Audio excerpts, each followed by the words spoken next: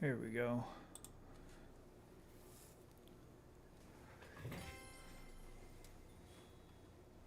I kind of wanted to watch this interview with Candace Owens and Tucker Carlson because of the whole Candace Owens and Ben Shapiro beef that was going on.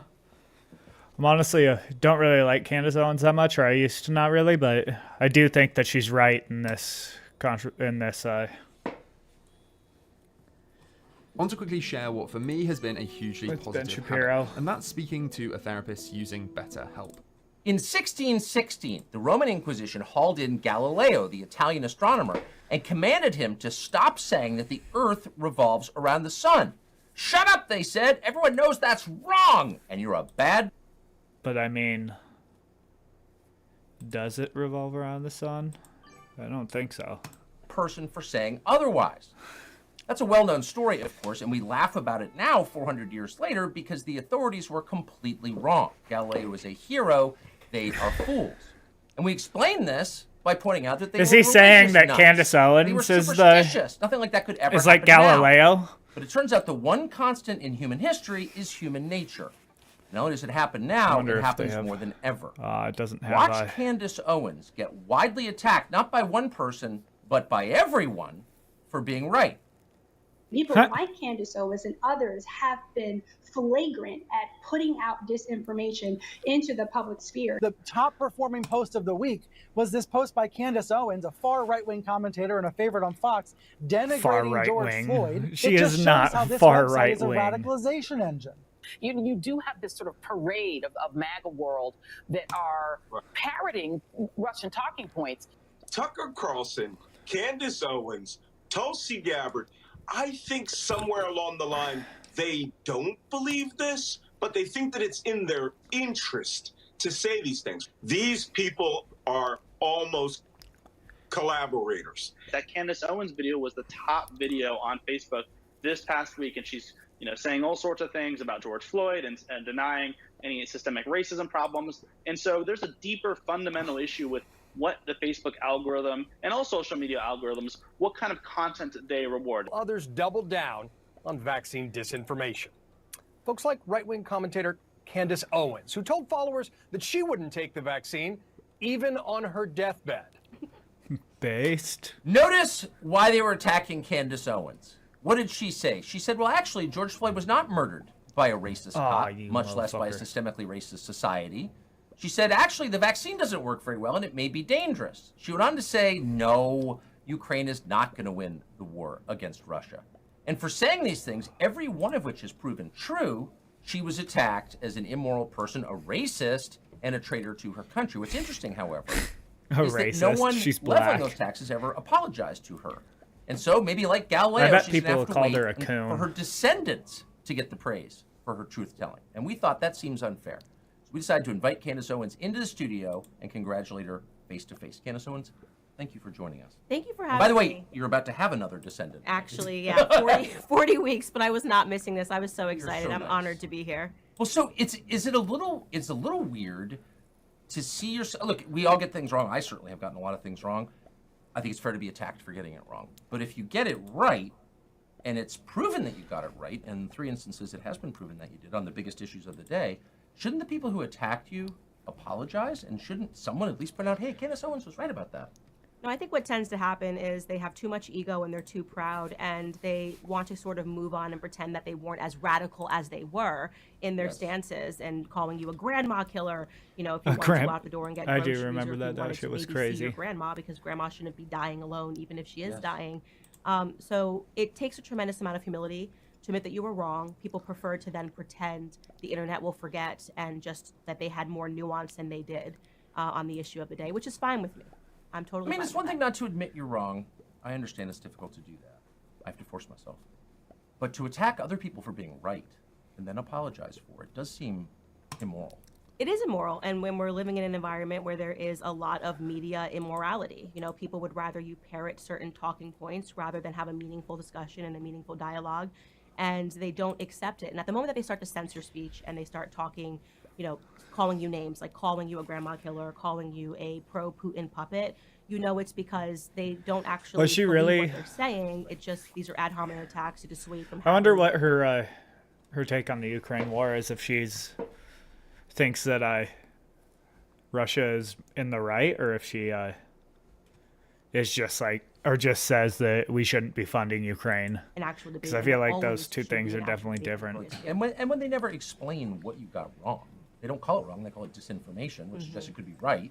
That's usually a tell. And speaking of, so I was out of the country yesterday and didn't have adequate internet access on the plane to really follow this, and I don't understand the context exactly, but the internet was dominated yesterday by video of Ben Shapiro, who you work with at the Daily Wire, I think it's fair to say, attacking you. Here's the video. I just want to get your reaction to it.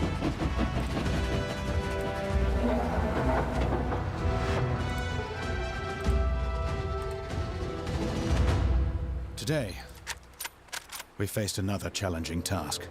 An attack phase, yeah. To disarm explosives planted under we a go. railroad bridge.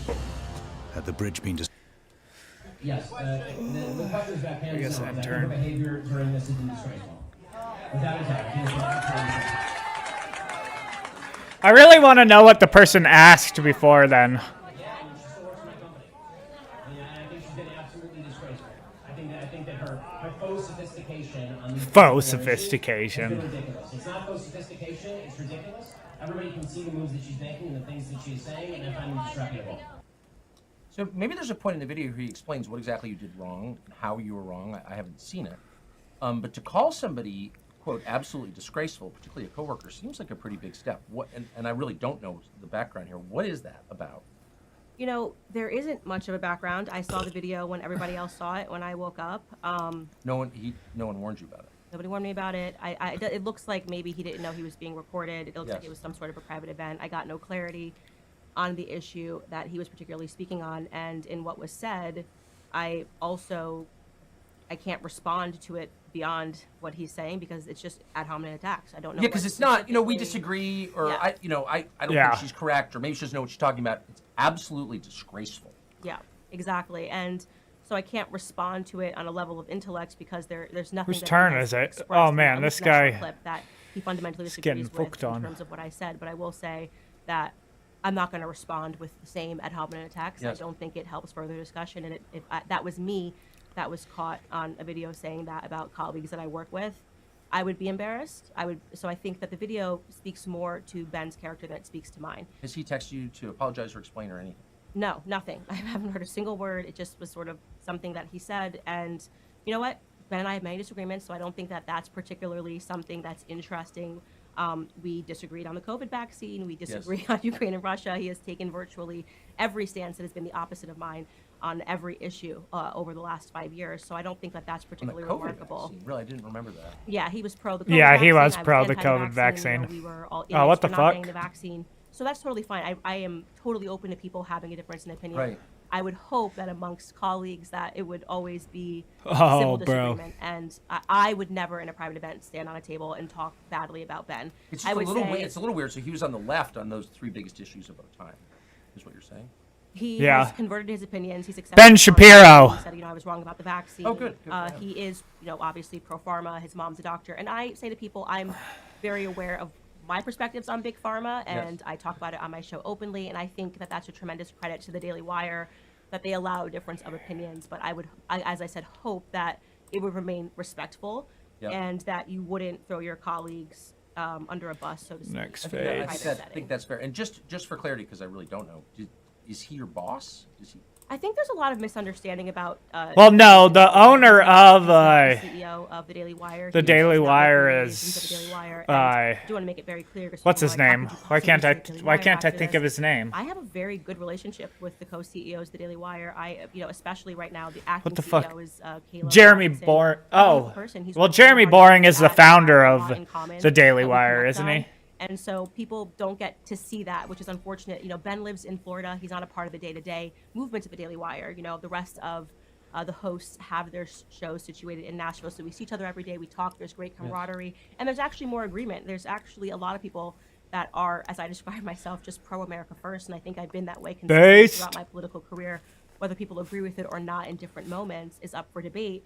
But I don't want that video to become a reflection of how the Daily Wire works and the Daily Wire operates, because I have had a very good experience with the CEOs, and love Michael Knowles, love Matt Walsh, Andrew Klavan. We all get along really great. Well, it certainly speaks well of the Daily Wire then. So it's not. I mean, a clip like that on the internet. Oh, Candace Owens is out or something. That's not. Doesn't sound like that's what it means. Yeah, no, it's a small group of people. We see each other every day. Right. Brett Cooper is another one who just joined about 2 years ago. She's great. She's up and coming. Ah, fuck And you. There's a lot of stuff that we're working on, and that's why I think this video is even more unfortunate, because people see him as a figurehead, rightfully so, of the Daily Wire, and it allows people to speak energy into the Daily Wire that isn't necessarily there because he's not there on a day-to-day basis. Okay, that's very interesting. So if we could take 3 steps back and give us the context for this debate, how are you on different sides of it?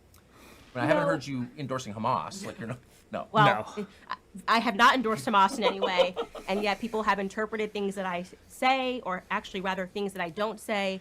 it's becoming very much reminiscent to me, and why I have used my platform to say this, of Black Lives Matter, where if you don't say anything, they say your silence is violence. If you say something and it's even-handed and it's nuanced, which is to say, during the times of Black Lives Matter, you might say, I don't support police brutality. Who does? I don't support racism. Who does? But also, I think that police are a crucial part of every city. We need to have policing in cities, so these calls to defund the police are immoral and wrong and are going to lead to more black deaths. People didn't want that nuance. When following George Floyd, there was no nuance. You had to explicitly say defund the police. You had to post a black square. If you didn't post a black square on Instagram, by the way, specifically on the platform of Instagram, and you maybe were busy that day, maybe you were in another country, maybe you just didn't log on to Instagram, you were accused of being a racist. I'm seeing a lot of that behavior right now when it comes to the Israeli-Palestinian conflict, a conflict that I have seen every single person, including myself, condemn what happened on October 7th. Because who wouldn't condemn terrorism? It's obvious. Who would not condemn innocent Israelis dying? But if you then say that it is also sad when an innocent Palestinian child dies, suddenly this is pro-Hamas, or you need to say, even when you're talking about how sad it is that a child dies, you need to button that statement by saying, but that child was a human shield. That's not going to be my response. First off, as a mother, that's not going to be my response as somebody who's about to give birth when I see these images of children.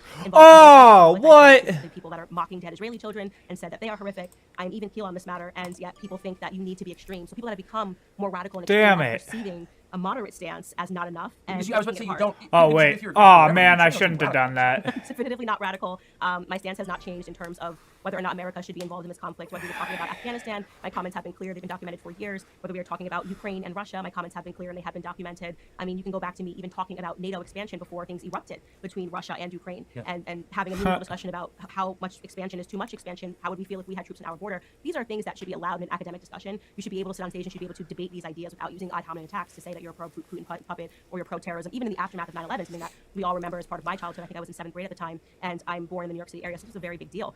If a person the day after 9/11 wanted to debate the Patriot Act, it's not fair to call them terrorist sympathizers. No. Actually, they would have been proven right in the long run. That act would give up a lot of our freedoms, and I think there was only one congressman, a Republican, that was against the Patriot Act at that time. So it's important, actually, when you start making decisions in a highly emotional time, that people sit down and have these academic debates. And there are people that are saying, no, it doesn't matter because people are dead, that you need to just choose a side, and that needs to be it. It needs to become tribal. There's also, I can't help but notice that your views reflect mine. I agree. I'm an American. I was horrified by what happened on October 7th. It was pretty strange. I don't really understand how it happened, but innocents died, and that's awful. And I hated watching it. Oh, if this motherfucker tries to attack me, I'm gonna be pissed. However, there's an emotional response that is disproportionate, I think. What the fuck? I mean, our country's being invaded right now by millions of young men whose identities we don't know, probably don't even like America, and they're not living here. Over 100,000 Americans die every year of fentanyl. I've known a couple. Those are real tragedies. I've never seen anything like the emotion from any commentator around those tragedies as I'm watching about a foreign tragedy. I think that's odd. I think what tends to happen is, of course, we all have elements of selfishness within us. And so when it particularly pertains to an issue that impacts you, I was strongly speaking out against Black Lives Matter as an organization very early on as a conservative because I understood what the implications were going to be of defunding the police. Right. It was an issue that was important to me. I created an entire documentary to talk about this issue. Yes. And I held on for a long time, and people began to see that actually I was telling the truth, and now we have more death in inner city communities than we had before. Yes. These riots and these George Floyd protests calling for defunding of the police.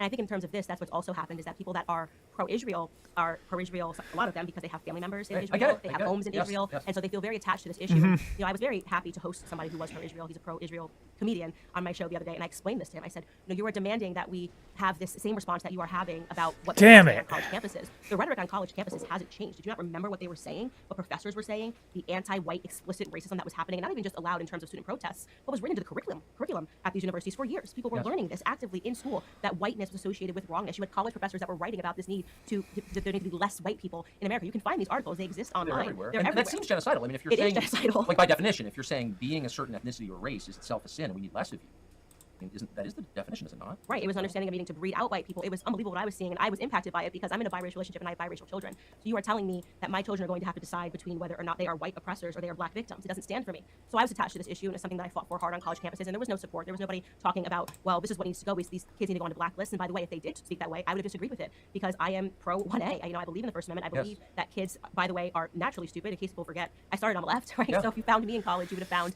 a pro-life person who believed, I forgot that in she some was a racist leftist when principles, she... fundamental racism in America, because that was what I was being taught systematically in the classroom. And then I got to grow up and change my mind. And I don't think people have thought past their immediate emotions to consider what's going to happen when you put these kids on blacklist. You think that's going to bring them over to the pro-Israel side when they get older? Most of these kids, especially when you're talking about the cream of the crop at these Ivy League universities, already have access to money and wealth and connections.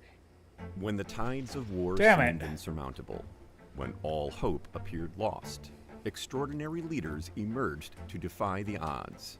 The Savior Generals. Introducing Victory and the Savior Generals, a new ebook by historian and Hoover Senior Fellow.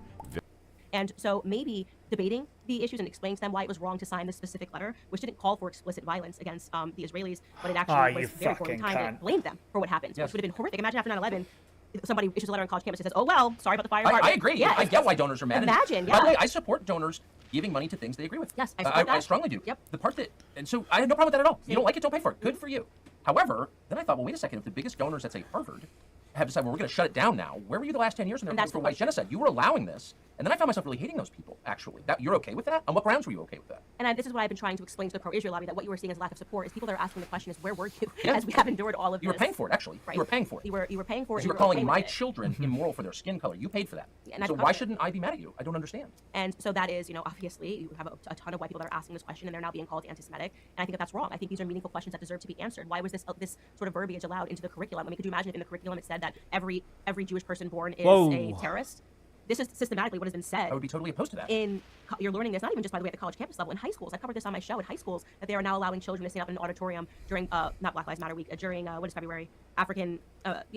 Whole month of February, African American month. I'm totally Black History Month. What is February? Black History Month. They were allowing at this very elite school $50,000 per month to attend the school per year to attend the school for these children to stand up on a stage and yell in an auditorium.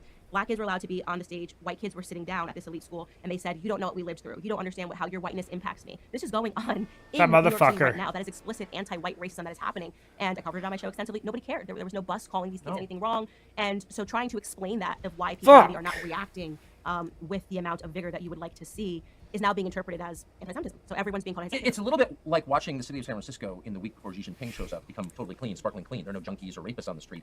And you feel like asking the authorities, well, wait, you had the power to do this, but you didn't? You had the power to stop racism at Harvard, but you didn't?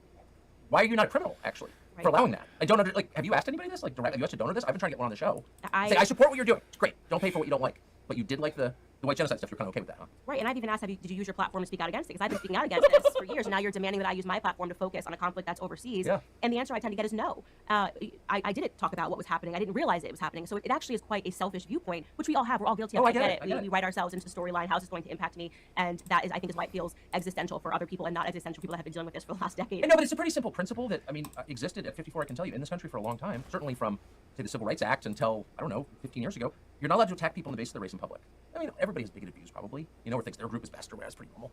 But you're not allowed to say, I don't like you because of your race. You're not allowed to do that. Why can't we return to that standard? I'm missing it. Right, and this has been a dialogue that I think some of us have been having for years, and people are just now jumping into this dialogue, and I don't fault them their emotion, but I'm not going to become a radical and rise to that level of emotion. I think my takes have been very moderate. Even people that are reading into things that I haven't said are unable to explain to me why what I'm saying is not okay. They can't point to a specific sentence that I said that was wrong. It's more about how they're reading into the sentence, which if it's how you are reading into it, that is your emotion. And as I said, my views have not shifted since I got into the political sphere. I have always been pro the First Amendment. I've always been pro staying out of foreign conflicts. Are they talking? Race in public. Everybody has bigoted views, probably, or thinks their group is best or whatever. That's pretty normal. But you're not allowed to say, I don't like you because of your race. You're not allowed to do that. Why can't we just return to that standard? I'm missing it. Right, and this has been a dialogue that I think some of us have been having for years, and people are just now jumping into this dialogue, and I don't fault them their emotion, but I'm not going to become a radical and rise to that level of emotion. I think my takes have been very moderate. Even people that are reading into things that I haven't said are unable to explain to me why what I'm saying is not okay. They can't point to a specific sentence that I said. I do like how she told Ben Shapiro that he was being really emotional.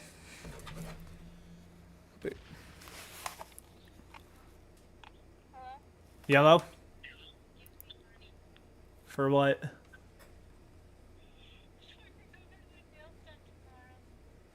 I don't have any cash on me.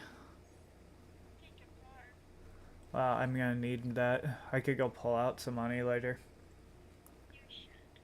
Maybe. I'll see.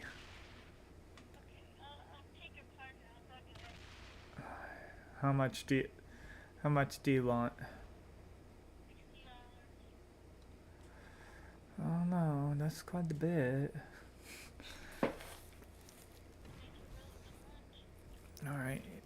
Alright, come down here and I'll let you grab it. Alright, I'll see you later.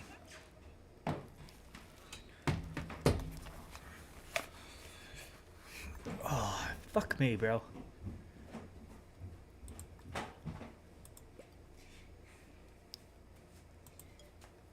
Why are you not playing video games? What do you mean?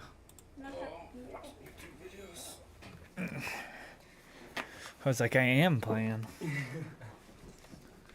Thanks, Sweet cheeks. That's your Christmas present. Oh my, that's my weekly present. Yep, it's your Christmas present. That was wrong. It's more about how they're Alright, reading. tell into me it. how It's much you how you are take, reading into though. it. That is your emotion. And as I What? said, my views have not shifted since I got into the political sphere. Yeah, I've sure. always been pro the First Amendment. I've always been pro staying out of foreign conflicts. And I'm sorry if that feels to you like a personal attack. There's this wonderful Thomas Sowell quote where he says that people that are used to special treatment, when you try to treat them the same, feel like they're being discriminated against. He says it much more eloquently. He's Dr. Thomas Sowell. But Okay, that's I enough. think that what we're seeing right now is things that are being perceived as a discrimination. No, and it's not I'm discrimination. good. I'm just treating you the same as everyone has been treated. And throughout my, at least my dialogue and the things and monologues throughout the last 6 or 7 years. Yes. And I do also want to say that I find it particularly despicable, as I have said on my platform, when people who are pro-Israel are now being called anti-Semites for asking meaningful questions. I talked about Charlie Kirk. Charlie Kirk, following the attacks on October 7th, turned to the Israeli government and said, how did this happen? You know, he talked about Israel being the size of New Jersey. He's been there many times. He funds thousands of students to go there and to visit. He's honestly radically pro-Israel. I would almost say it's probably a fair thing to say about Charlie Kirk. And he was asking these questions with the intent of, if these were your children and they were involved in this horrific attack, wouldn't you want to know these answers? He said, you can't move 5 feet without seeing an IDF soldier. I've been to Israel, and that is a fact. I have too, a number of times, and I admire their border barriers. I always have. I always think we had that. Right, that's fair. Totally fair question. Yeah, to no, ask, it'd be and pretty it nice. got interpreted But as we're just funding their border and not giving a fuck about And how ours. unfair? How unfair to, after all the work that he has done to support your cause, turn your back on him and call him an anti-Semite because you don't like a question that he asked that actually is being asked from the heart and with a little bit of rage for this even being allowed to happen. We always have to hold our governments accountable in how they are responding. Plenty of Israelis, some of whom I know, are asking that question, and why wouldn't they? You said a minute ago that one of your concerns about having a news story or a public conversation defined by emotion is that it allows the people in charge to change our lives and we are so deliberate because we're so distracted by rage that we feel like sympathy.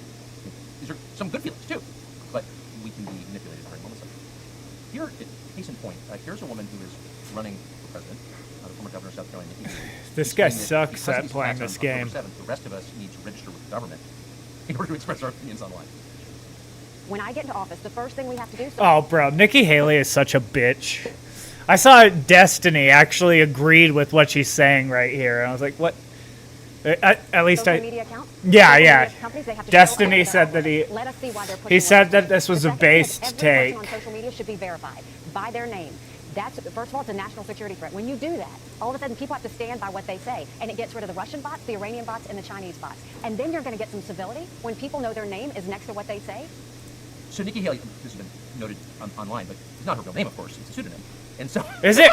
She's not even using a real name and telling us that we have to register with the government under our real name What? to give our opinion. I did not know. Obviously, Wait, personally, what? I don't know why the anchor didn't say something about it. It's perfect for accountability. But it's fascism, actually. So why isn't Nikki What Haley the allowed fuck? on stage? Well, Nikki Haley is someone What that is her real name? She's a radical in this moment, and she's trying to present her opinions as not radical by hiding behind a terrorist. What is Nikki Haley's real name? Rhetoric is totally fine. You're gonna look back in a year, people are gonna say, actually, this was kind of crazy. Some of the things that she said. You know, she, in my view, has become increasingly radical every time she even speaks. Nikki I don't even know what country she's running for president in. Right. And I think Haley. that Ramaswamy called her out accurately, and based on even my own. What the personal fuck? experience, which I documented on my podcast as somebody who isn't looking to actually win. That's crazy that that's not her real name. For certain contracts after she leaves the stage and she loses. And so for her, the motive are relationships that she's going to build and money that she's going to earn, as best evidenced by the fact that when Nikki Haley left her ambassadorship, she was broke, and now she's a millionaire, multi-millionaire. And you have to ask how that happens. And the big For real. To talk about her contract swelling. So her concerns are not about American citizens whatsoever, which is why it's all about sort of kowtowing to the person that I think that she believes, or to the people that she believes can write her the biggest checks. That's been my assessment of Nikki Haley from the very beginning. It's still my assessment now. Take it or leave it. But you've been attacked for saying that. And in fact, she's not hardly alone in that. I mean, a lot of politicians, in fact, almost all politicians respond to their donors. It is, I mean, I'm not attacking anybody, but that's just a feature of the business, right? So you say, well, Nikki Haley's responding to her donors, and all of a sudden that's like blood libel or something. It's foolish, and I won't play the game. Obviously, money is motivating for a lot of politicians in D.C. that never leave. I mean, You think? Seriously, it's common sense, and yet sometimes people try to twist that narrative and pretend that what you're saying cannot be said because in this moment right now she's being pro-Israel, so you can't talk about Nikki Haley and money, even though I spoke about this way before October 7th. The second she announced that she was running, I talked about my personal experience with her and how much she was charging for speaking fees. At the time, it was $300,000 plus a private plane for her to go anywhere to speak after she left her ambassadorship, and she came with a list of pre-packaged questions. So her assistant, at the time, you were not allowed to ask her one question off script. Any person that hired Nikki Haley at this time will tell you this. So her answers are practiced, her answers are rehearsed. And her answers are rehearsed because she wants to make sure that she doesn't upset the people that are writing the checks. So I said that literally the day she announced she was running for president, and now all of a sudden something that I've been consistent on is being misconstrued as anti-Israel or anti-Semitic because Nikki Haley is being radically pro-Israel. So it does concern me, however, because in American 2023, the only people defending the First Amendment, the foundational right, the right that precedes all other rights, which is the right to say what you believe, and prove you're not a slave, the right is the only group that defends that. that freedom. And now, Yeah. now they're saying, well, actually, maybe you need to register with the government before you're allowed to talk. So if the left's obviously opposed to the First Yeah, Amendment, because the right is opposed to the First Amendment. because so, like, they're how do we keep the First upset Amendment? about yeah, I the think this kind of is almost what Trump was referring to when he talks about swap, fucking that they're people willing to talking of about what they think Israel are for now themselves on. and kind of go further into this, and actually doesn't become about America at all. And I think at this particular moment, you are seeing a fracturing on the right. There are people that are pro-America, America first. I am. Bye-bye, motherfucker. America first, and it absolutely makes my skin crawl when people try to tie America's success to what we have to do overseas. I believe in national sovereignty. I believe that America has what it takes And here at attack home to be a base. great nation. And actually, I think history sort of tells us that once we started this campaign of international liberalism Damn it. following World War II, things kind of started falling apart. Especially this a steep decrease following the 1960s, without question. I mean, socially, morally, economically, this has been a nation that's in decline. And so I cannot stand when I see these politicians on stage emoting and saying sentences like, "We can do both." Yeah, Look you around dumb Does it motherfucker. look like we can do both? Where is your evidence to support the claim that America can do both? Because I'm looking around, and it's very clear, it's very obvious that we cannot do both. Our children are failing academically. People are fearful to go into inner city communities. We have people that are suffering from depression, overdosing on fentanyl. We're fundamentally an unhappy nation because we don't have an identity because of these things. We don't have an identity. We've completely lost what it means to be an American. It is why I feel very inspired when I hear someone like Vivek Ramaswamy speak and talk about American principles. I hate the way that they Damn, bro. illustrate their opinions about people that I just want got that old fucked America. on. They're nostalgic about that America. When someone says, and I've heard of this statement, I can't remember who said it, but you can't be pro-American unless you're pro-Israel. I just thought of the person That who's is probably in fucking West Virginia who had crazy. both his legs blown off, right, fighting overseas, who is pro-American, and you're telling him like, no, unless you agree that every single war should be everywhere, you're not pro-American. We've lost our identity. I mean, that's completely a foolish thing to say. Damn, Say what somebody the who- fuck? If I was gonna be radical anything, I'm probably radically pro-UK, right? I married a Brit. My children have dual citizenship. I would never utter the sentence that to be pro-America means to be pro-British. I love the Brits. I love everything about, I love being in the United Kingdom, but I know what it means to be pro-American. It means to be pro-American. As someone who's ancestors from the UK, I couldn't agree more. You got to kind of wonder where this is going now that basically no one in the establishment in Washington is for the frontrunner in the Republican presidential primaries. Trump gets the nomination. Like, what happens then? I think you're going to probably see the same things that we saw in 2015 and 2016. I think there has always been a never Trump contingent. Right. It has manifested itself now as pro-DeSantis. A lot of the never Trumpers became, very pro-DeSantis. Yep. Some elements of it, obviously, people that are war hawks, people that want to kind of keep the military-industrial complex going Right. everywhere, People who have enforce always been anti-Trump. hate speech laws. Yeah, hate speech laws that are dressed up as something more noble, and it's like, no, this is actually a law that is fundamentally anti-speech. And if you want to debate that, we can. We should have that debate, but it, again, always seems to be reduced to smears and libels and not an academic discussion, which it should be. So I don't think this is new. I think it's just kind of reappeared as something else, and we have always had these people. Will they, when they get to the ballot What the box, fuck? vote against Trump principally? Well, they did it in 2015 and 2016, and it didn't have an impact. And I think in 2020, they probably, I don't know if they cast their votes for Biden. I don't know if they would. I have taken myself out of political prognostications entirely. It's very difficult, I think, Why? now. Yeah, because I obviously am always hoping that America wins at the ballot box. People that are focused on American initiatives are focused on wanting citizens to be successful here, not making them feel guilty about wanting to feed their families, not making them feel guilty about what they're seeing at the gas station that they can't afford, even despite the fact that they do what they're supposed to do day in and day out. They wake up, they go to work 9 to 5, and the government is taking everything and telling them that there's some new moral crusade. Every time you blink, there's a new moral crusade. How many have we lived through in just the last 2 years? COVID, it was a global moral But crusade. food prices are never a moral crusade. I Never, noticed. never. God forbid you want to be able to afford a pack of bacon for your family. God forbid you say that publicly. Depending on what time of year it is, that makes you a grandma killer. That makes you whatever a pro-Putin puppet. It makes you anti-Semite. It makes you a racist. We get it. Okay. We still would like to focus on our families. We still would like to put American principles first. So if there's no further argument, and it's just going to be smears and libels, we'd like to turn the chapter and get talking about how we can actually do that. How we can actually fix Who do you America. listen to when you're trying to figure out? I mean, some of the stuff comes at you so fast, and you're talking almost every day, or writing almost every day. Who do you read or listen to try to make sense or bounce ideas off? Who do you I trust? have been obsessed with Thomas Sowell, and everybody knows that. I am pretty much a Thomas Sowell groupie. Everything he writes, Damn, I I'm read, I'm and dead. It's because he was part of my awakening story into politics and made me focus on the economics, which is to say, block out the noise and pay attention. What the fuck? Go backwards in history to understand where we are. When has this worked? Oh, it's never worked. They're just telling That's you that it's going to fucked. be the future, and there's no evidence to support that. I shouldn't have and so done I that think a lot of move. times in this environment, it's important to Ah, and that was to focus on shitty. things that matter. The economic debates that people are having right now, which don't make sense. How much more debt can America be in as you're trying to convince us that we're going to get out of it if we just commit to one more war? By the way, where is all this money going? It's incredible to me that the government has the ability to reach into our accounts and to read every single line of what we spend down to your Zelle Yeah. payments and your PayPal, and yet we just can't get an accounting for how they're spending their money. It's incredible when tech works and when tech fails people. I would say, in terms of being inspired by people, I am very much inspired for different reasons, and people will find this very weird. Obviously, I've been very open about the fact that I've been tremendously inspired by you in my career, and I'm not just saying that. I've said this long before. Tucker Unleashed has been the greatest thing. It is something that we have needed, and it's been a great addition to the American campaign. I also am inspired by Elon Musk. He is so different from me, and we probably have very little in common, and yet in this weird way, his fight for freedom, what he did for Twitter, is something. There are no words to illustrate what that actually meant in terms of the global conversation. He's a hero. If everything else that he did was bad, he would be measured as a good man, and that That's my belief. I agree with I'm that. inspired by people like Dana White. Yeah. The ability to, during BLM, absolutely love Dana White. People don't realize what sort of pressure was on him to being the first person to say, we're not shutting down the UFC. Allowing, by the way, something that's so beautiful, the differing opinions to take place to the UFC. Yeah. He does not care if you come out in an Israeli flag, a Palestinian flag, a BLM flag, a pro-America flag, and then the press will put pressure on him and you hear him and he's like, so what? They're going to bash each other as soon as they get into the octagon. You know, tell them what they're going to think, you know? That means something. These are little battles that we're winning and people are fighting them on different fronts. And these are the cultural people, the political people. Thomas Massey, for being the most consistent congressman in terms of what he supports and what he doesn't support, is someone else that I admire. So there are a lot of different people that I admire, but I think what they all have in common is an underlying belief in freedom and a hatred for people who are trying to tell you it's freedom when they are trying to censor you and to belittle you and to What? It does feel, I mean, I want to end with this, but just your gut level sense of who's winning and who's losing right now. It seems to me, maybe I'm lying to myself, that the kind of moderate, sensible, common sense oriented people who want basically all the same things, a happy, stable, safe life for their families, they do seem to be winning. But I want to say to those people, because I know that sometimes you wonder if the world has gone mad. The world hasn't gone mad. Some people with big platforms who have gone mad.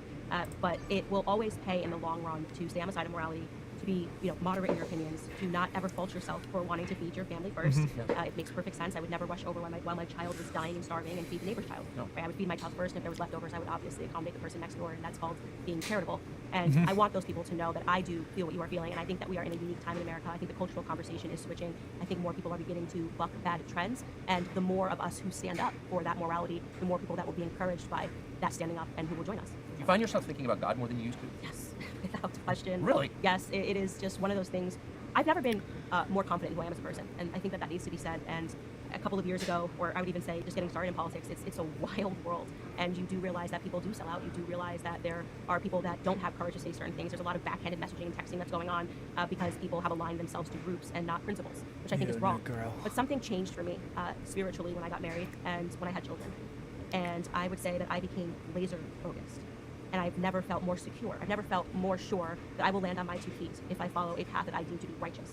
And I am not speaking these things to myself. That's God operating. That is God that is operating and is called upon all people to be righteous in their approaches to things. And that can be very difficult in politics. But I'm confident. And I think people are either very angry about that confidence. I think they can see the happiness that I have, and they're angry because that means that it's less of an ability to control what I say and to control what I think.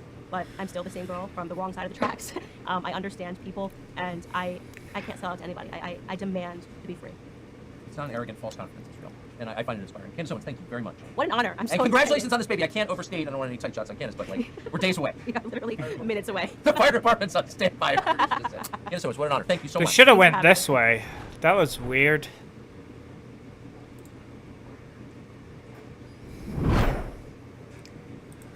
Trump compared to Hitler. Well, folks, the 51 same media who are times. pretending moral equivalence between Israel and Hamas, they've now discovered the actual Hitlerian force in the world is not Hamas, it's Donald Trump. Now, the other day, Donald Trump made a rather intemperate comment during one of his speeches. Now, that's nothing new. We should not be shocked by this. Everybody clutching at their pearls. It's tiresome. As I've said many times before, Donald Trump's epitaph may end up reading Donald Trump, 45th President of the United States. He said a lot of stuff. But in any case, here's what he actually said that set the internet ablaze. Here was Donald Trump the other day. The great silent majority is rising like never before, and under our leadership, the forgotten man and woman will be forgotten no longer. Will be forgotten no longer. With your help, your love, and your vote, we will put America first. And today, especially in honor of our great veterans on Veterans Day, we pledge to you that we will root out the communists, Marxists, fascists, and the radical left thugs that live like vermin within the confines of our country, that lie and steal and cheat on elections and will do anything possible. They'll do anything, whether legally or illegally, to destroy America and to destroy the American dream. Sounds pretty based. He's reading from a teleprompter there. I mean, that is actually part of the speech. And it's not the best use of language. The use of language like vermin, it's redolent of bad things. It's ugly. But the media weren't just content to say that that's ugly language that is redolent of demagoguery of the They're past. like, They he's- immediately went all the way. They went he's directly- literally This is Hitler. Oh my goodness. This is their favorite thing. Okay, Trump, because he said the word vermin, is just like Hitler. Now, here we go. Here's your beloved media. Of course, Trump is a Nazi time again. Let's deal with Hitler, okay? I don't think it's hyperbolic to say that. I mean, that is Mussolini, Hitler-like language. Trump's affinity for Hitler was always covered under an umbrella of his stupidity. Echoing Hitler's words. Listen to this. Well, Hitler was duly elected. Echoing the hateful rhetoric of Adolf Hitler. It echoes Hitler. That's the kind of language my Hitler goodness. used in Mein Kampf. About vermin and Hitler and Mussolini. That's a horrifying clip. That's a fascist clip. Just going full on Hitler. From Hitler's Germany. We just need to say, for the record, that the term vermin was really effectively used by Adolf Hitler. Echo dictators like Hitler. With language evoking authoritarian figures like Adolf Hitler. Adolf Hitler. Donald Trump parroted the autocratic language of Adolf Hitler. And it goes on like this over and over and over and over, right? I mean, this is the shtick. Hitler. Okay, now, let it be said at this point, Donald Trump is not Adolf Hitler. Not only isn't Donald Trump Adolf Hitler, he's the most pro-Israel and pro-Jewish president in American history, bar none. But herein lies the true insanity. Many of the same members of the media, tone policing Trump as Hitler, have been simultaneously poo-pooing the actual Nazis of today, Hamas and their supporters. You got Mehdi Hassan and the rest of the hosts at MSNBC who seem to have made it their life's mission to downplay Hamas's evil in order to establish moral equivalence with the Jewish state, and they are the first on the bandwagon to sniff out Hitlerian references.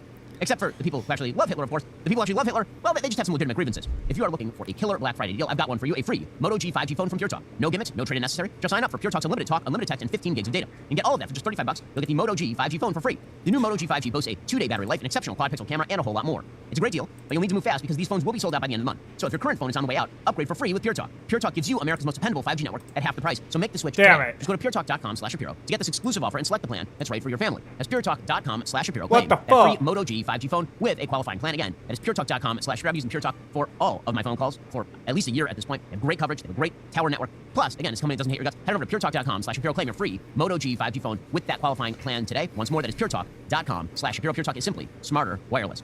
Also, the holidays not only allow us to spend time with family, they're a reminder of how important our responsibility is to protect them. That includes planning to secure their future. Well, the best thing you can do to do that is make sure you got a life insurance plan. You gotta have one. It's just a must. Because God forbid something happens to you. You're walking down the street and Acme Anvil drops out of the 3rd story and hits you like you're Bugs Bunny, except you're not Bugs Bunny and you die. You're gonna wanna make sure that you had a life insurance policy in place.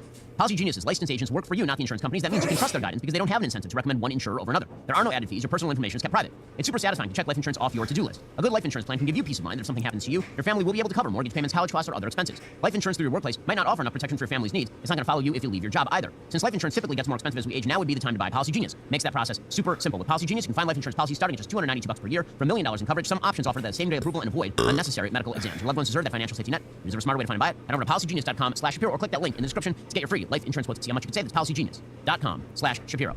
Some of the same dynamics have been striking Elon Musk over the course of the last 24 hours. So Musk made a rather large Twitter boo-boo last night. Somebody on Twitter posted the following message, quote, Jewish communities have been pushing the exact kind of dialectical hatred against whites that they claim to want people to stop using against them. I'm deeply disinterested in giving the tiniest bleep now about Western Jewish populations, coming to the disturbing realization that those hordes of minorities that support flooding their country don't exactly like them too much. You want truth said to your face? There it is. So that was the tweet. Musk then tweeted, you have said the actual truth. And this set everything ablaze. So, it is true, obviously, that certain Jewish organizations have bought into and promoted things like diversity, equity, and inclusion, which are gross distortions of the American dream.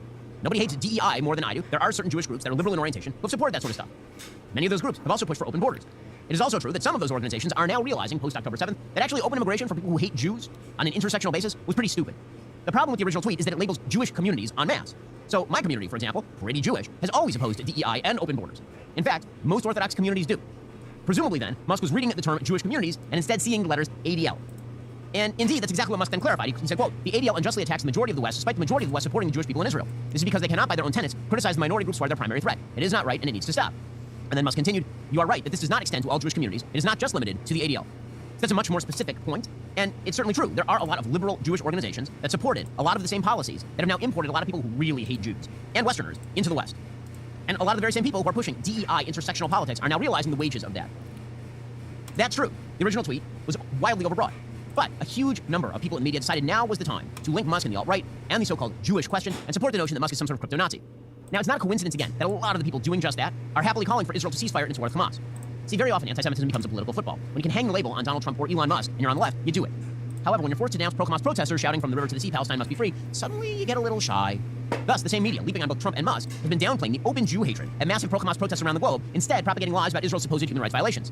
Instead, they're focusing in on their political enemies like Trump and Musk, and deeming them the acolytes of Hitler. Meanwhile, the actual Hitler acolytes were out there waving Mein Kampf. They're like, those people, I mean, they are oppressed and brown.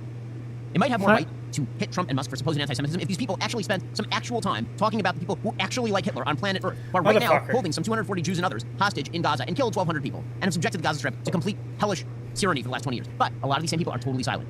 Are you tired of the lies and the twists of mainstream media talking points? The Jews? Yeah, me too. Join me in my newest series, Facts, where I dismantle and bring truth to this tyrant mainstream agenda. Like many Montanans, The victims of TikTok. This game, you're not ready for it. TikTok is undoubtedly one of the most toxic places on the internet. With a culture of uncontrolled cloud chasing, dangerous challenges, and senseless cancellations, there's been a few casualties over its 6-year history. One of the most well-known of them has been OnlyJS. Now, if you look at her profile on TikTok today, nothing seems too out of the ordinary. Most of her videos about things like life hacks or facts about animals. It's generally harmless content, and nothing would suggest that she's been called the most hated content creator on TikTok. But if you scroll down a little, you'll see that she was getting at least double the amount of views a year ago, and even more a year before that. So what happened here? Well, on TikTok, the court of public opinion is always in session, and a couple of years ago, it turned its sights on OnlyJS. She had always been quick to respond to hate comments and negative feedback. In 2020, just a year into her TikTok career, career, she tweeted about how angry she would get over hate comments and how she couldn't deal with them. Despite her inability to deal with the fame, her channel kept growing, gaining over 6 million followers from July 2020 to 2021. And it didn't take long for TikTokers to realize she was an easy target they could use to boost their own profile on the site. And it all kicked off in February 2021, when some DMs from 4 years ago were leaked. They included OnlyJS belittling an unknown influencer, insulting them and their parents, as well as dropping the N-word. Even though she was clearly going through something, it was pretty awful stuff. But you still need to ask the question of whether what happened next was justified, as immediately, TikTokers and influencers jumped on the opportunity to call out a larger creator. After the 7th call-out video, OnlyJS went on a rant against Aunt Karen, as well as her blaming her own ADHD for being slow to respond. I have a diagnosed neurological disorder that makes me forget things and procrastinate due to time blindness. Up until this point, the hate that OnlyJS was getting at least had a good reason. But after all of this had happened, people knew they could get to her with almost anything.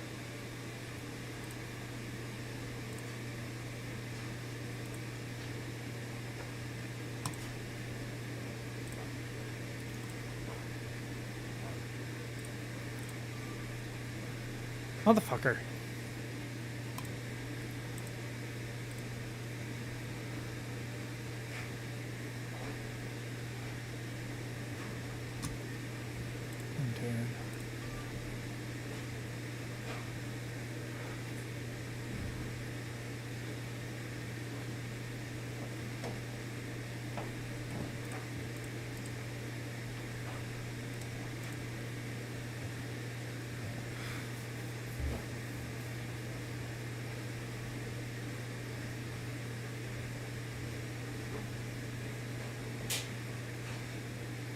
How much you pull out? 60. 60? Yeah. No, thank you. I paid for these though, not on your card. Give me a kiss. Thank you. Thank. Welcome. All right, you weirdo. Oh. Oh. That was sketchy. I'm gonna put that one away. I was just gonna put it in there. What? Okay, you can have the bowl. This is the one you didn't shake up. Oh, I thought that you got yourself two too. They only had one choice. Oh, gotcha. This motherfucker's gonna try to take me out. Damn it.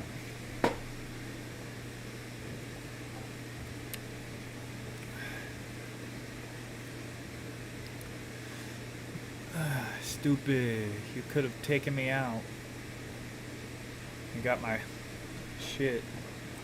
A few months later, she made a joke about guide dogs, and the whole thing happened all over again. If a service dog ever approaches you but they're alone, that means that their owner's in trouble and they probably can't move, so you should follow him, because you'll get a free wallet. A whole community of people almost instantly jumped on OnlyJS, calling her out and saying that she had harmed their community, incited violence, and made them feel unsafe. OnlyJS is not a good creator, should not be followed, and should not be listened to. All over a mediocre joke which she had labeled as a joke in her video. And as if that wasn't enough, another creator came out, alleging that she had also ghosted him when he offered to collaborate with her after the incident. He also said that she had used a ghostwriting for the apology. I did try to help him to the best of my ability while still being extremely angry and frustrated. Help with a good bit of the apology, especially the part about black creatives. And when we were both talking about that part of the apology, I really did think that they would hold up their end of the bargain, you know? The ball kept rolling, and eventually a petition was created to kick her off of TikTok entirely, gaining over 400,000 signatures. Obviously, it didn't work, but OnlyJS still saw a massive drop in likes, views, and followers. Even today, despite carrying on her videos, she's never recovered from the backlash, and God knows what her mental health's like today. And it doesn't really matter that OnlyJS was wrong to say those things or keep responding like she did. The way that so many people jumped on the bandwagon and got their content from her downfall is all too common. It's not just a problem on TikTok, of course. On Twitter and here on YouTube, the problem's still there. But on TikTok, it's like the dial has been turned up to 11. There's thousands of different segmented groups, all with their own causes and agendas to push, along with their own triggers and things you just can't make a joke about. When they find someone who's popular that they can call out, they'll jump on it. Whichever side of the fence you're on, you can't deny that TikTok is brutal when it comes to canceling people. If you have any sort of a following and you show weakness or make a mistake, thousands of people will be ready to tear you down for content and clout. And once you're on their radar, everything you say or do will be watched like a hawk for the slightest misstep. Thousands of comedians make more offensive jokes than OnlyJS every single day without anyone caring at all. But once you're profiled on the site as an easy target and a punching bag, there's nothing you can do to shake their reputation. Meanwhile, creators who do things that are much worse and that should get them cancelled can get away pretty much unscathed. Just like schoolyard bullying, it's all about the reaction. If people can get something out of calling you out, then it's going to keep happening. If you don't respond, they'll eventually move on to the next target. It's understandable when you consider that TikTok users, especially the ones who care about drama, are mostly immature kids. If that's who the algorithms are placating, then they're going to set the atmosphere for the entire site. The danger is that with how absorbed kids are in TikTok, that this culture is just going to carry on like an eternal high school. Toxicity on TikTok isn't just limited to the app itself though. An entire generation of children growing up today could have their futures ruined by its influence. Kids coming back to school after the pandemic are noticeably harder to teach. 70% of a survey of 1,000 teachers from across the US agreed. Their attention spans have gone down the drain and now barely any of them can focus, and teachers are struggling to keep them working for more than 5 minutes at a time. So what happened here? Well, when the pandemic hit, a whole year of school and lessons were done remotely, and during that time pretty much nothing got done. It wasn't the teacher's fault. There's no way for them to stop people just opening up another browser tab or going on their phone. I mean, can you blame the kids though? With distraction just seconds away from their fingertips, and TikTok's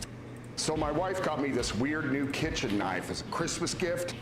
God, I love her. At first, I thought it looked like a Viking sword because it looked so massive compared to my other kitchen knives. I didn't understand how it would change my cooking experience, but I figured I've already wasted thousands of dollars on dollar store knives. Might as well give it a try. But after using it once, I could not believe the experience. It ended up being the most incredible Christmas gift I've ever gotten. I've always enjoyed hosting barbecue parties and feeding everyone, but now it takes that to a whole new level. That's how ecstatic I am when using this knife. This Colina knife can work through any kind of meat, chicken, or fish. Targeted short bursts of dopamine on tap for a year straight, most of them didn't have a chance. For tons of children, TikTok was pretty much their entire life for a year. It was how they got their social connection, through the app in 10-second bursts. Once they get I'll leave them.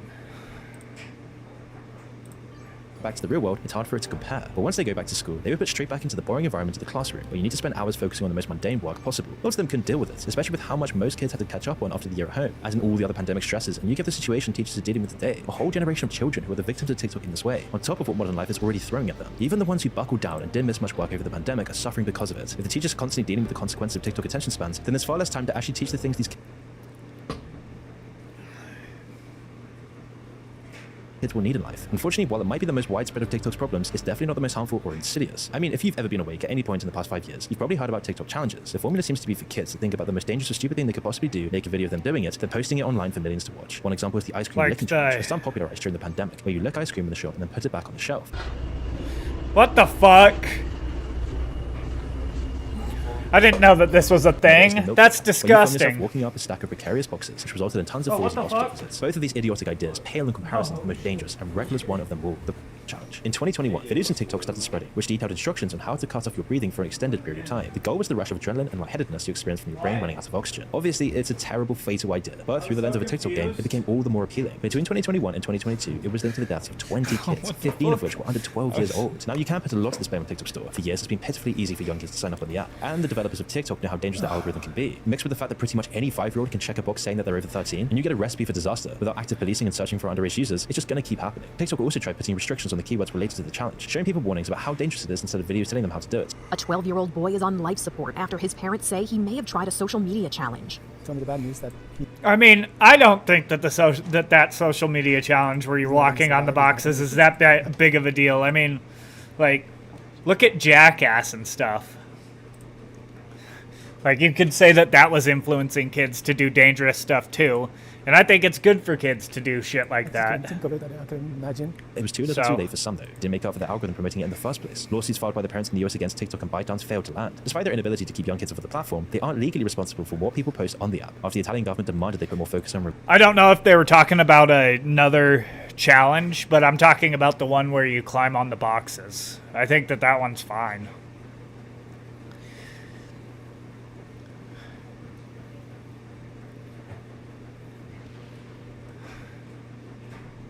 removing underage accounts, TikTok banned over 500,000 accounts. Now, of course, you can't entirely blame TikTok for this. Stupid ads have existed for years. But if kids find out about them through TikTok rather than from other kids, they're much more likely to try and do them by themselves. It makes these sons far more dangerous. Nobody there to help them when it goes wrong. And in our dystopian era of tablet parenting, kids are often left with their devices for hours at a time. Bro, I hear stories from my dad about all the crazy shit that they did in high school. People were doing crazy shit all the time. TikTok doesn't have anything to do with that.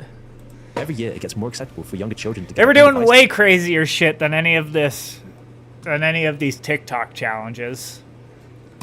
With barely any supervision. The internet is incredibly dangerous for children who don't have the ability to think things through or see the obvious dangers lurking around every corner of the app. It changes their whole worldview in their formative years if they're being raised by TikTok rather than actual human beings. And with how widespread it is, we're only going to see more incredibly dangerous challenges and even more victims of TikTok. One problem that TikTok is definitely responsible for, though, is the grooming of underage users on TikTok Live. A Forbes report investigating hundreds of different live streams last year found tons of examples of predatory behavior, despite TikTok Live allegedly having... Now this is probably... This actually, I do think, is a problem. That passed incredibly loose checks. On the platform, they quickly gain a viewing from creeps treating it as at an underage strip club. They make requests, asking the young girls to show off parts of their bodies like their feet, or asking them to flash for the camera. For these favors, they send them through external sites like Cash These App, people but also should through all TikTok's go to own virtual fucking gifts, jail. which can be exchanged for cash. And TikTok's massive 50% commission that's taken on these kinds of gifts could be one reason why they haven't cracked down on these awful practices harder. It's illegal exploitation, plain and simple. And obviously, it isn't really the kids' fault. Also, they probably barely have an idea of what they're actually being paid for. And TikTok is at least doing something to try and put a stop to this stuff. The accounts eventually get banned, and they've tightened the rules on who can go live or get donations through the app. But instead of cracking down on the kids, TikTok should be going after the creeps that make up the audience for it. Yeah. You see, instead of permanently banning them and calling the authorities, TikTok pretty much gives them a slap on the wrist. They document about their policies on people sending sexual messages to kids on the app, and shows that TikTok is using an awfully lenient 3-strike system. People caught sending the messages would first be given a 1-week ban, then a 1-month ban if they get caught again.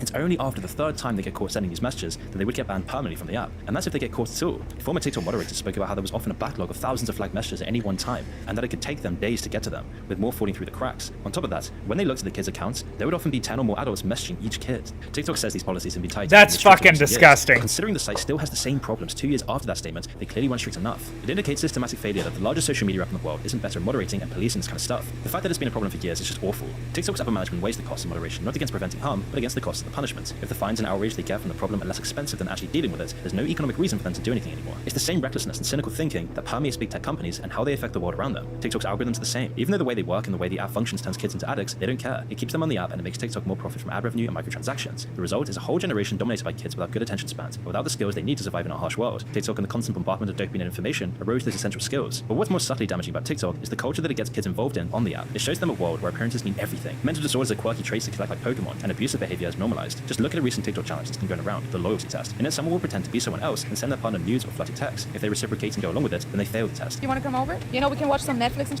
Yeah, I'm down. And you can be sure 99% of the content is staged, just like almost everything else on TikTok, but it sets an awful example. It's manipulative for starters, and it only serves to create conflict and drama. If you really feel the need to do this, you need to ask yourself why you feel that way in the first place, then go from there. What you obviously shouldn't do is follow some fake TikTokers' advice. The way they out treat mental disorders is even worse though. On TikTok, anything that sets you apart from the crowd of over 1 billion users is valuable. And unfortunately, that includes certain disorders and symptoms like getting involuntary tics, often associated with Tourette's.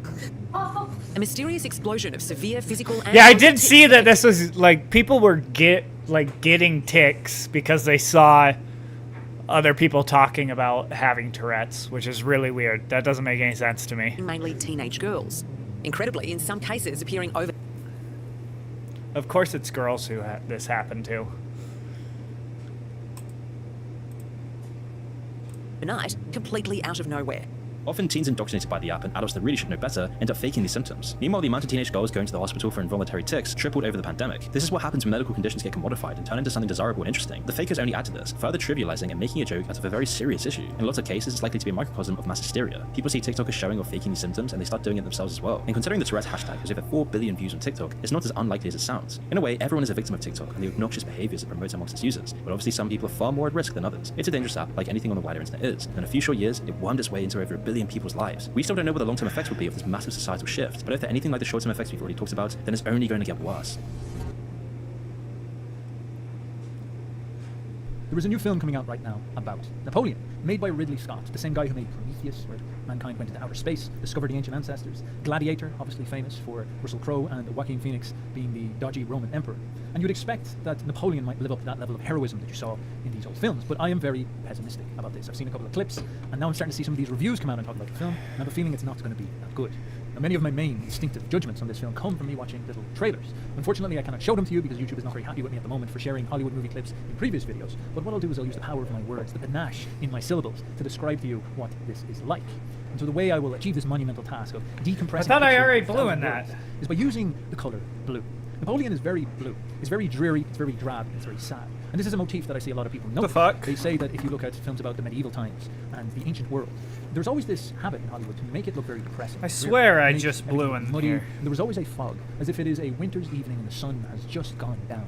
And the man himself also looks quite dreary. He's been played by a man who is old.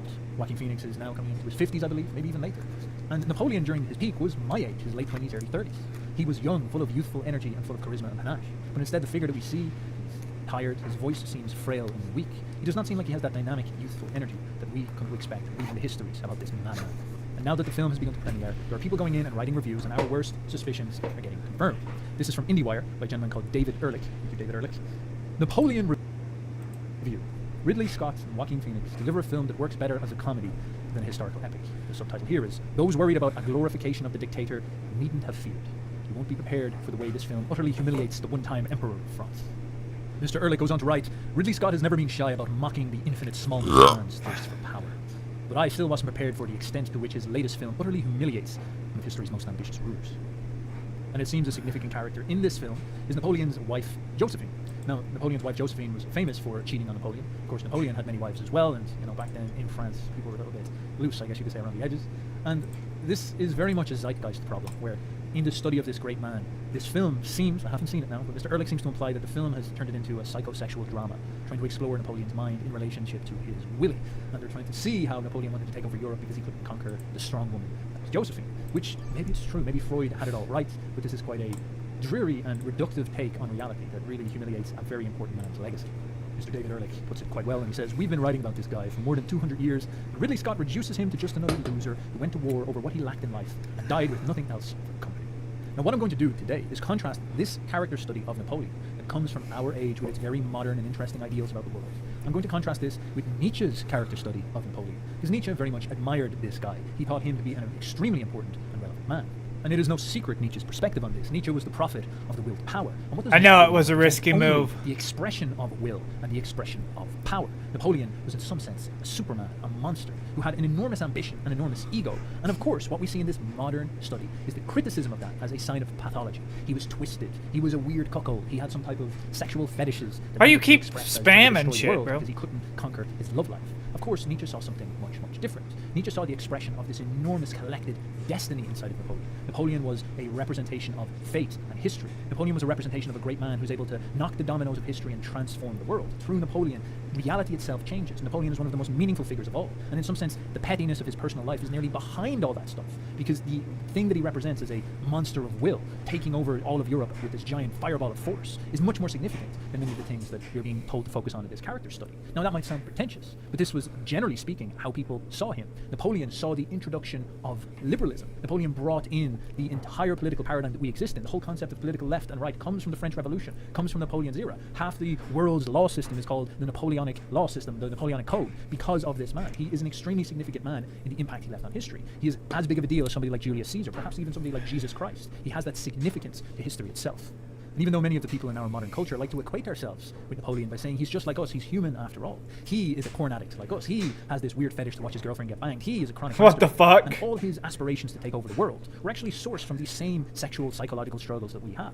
And in fact, if we were as twisted and sick as him, we could take over the world. That's all that ambition is, power. That's all that those things are. In fact, the modern man, glued to Pornhub, holding his fleshlight, he's actually better than Napoleon. He's more moral because he's able to be honest with himself about his twistedness, about his perversity.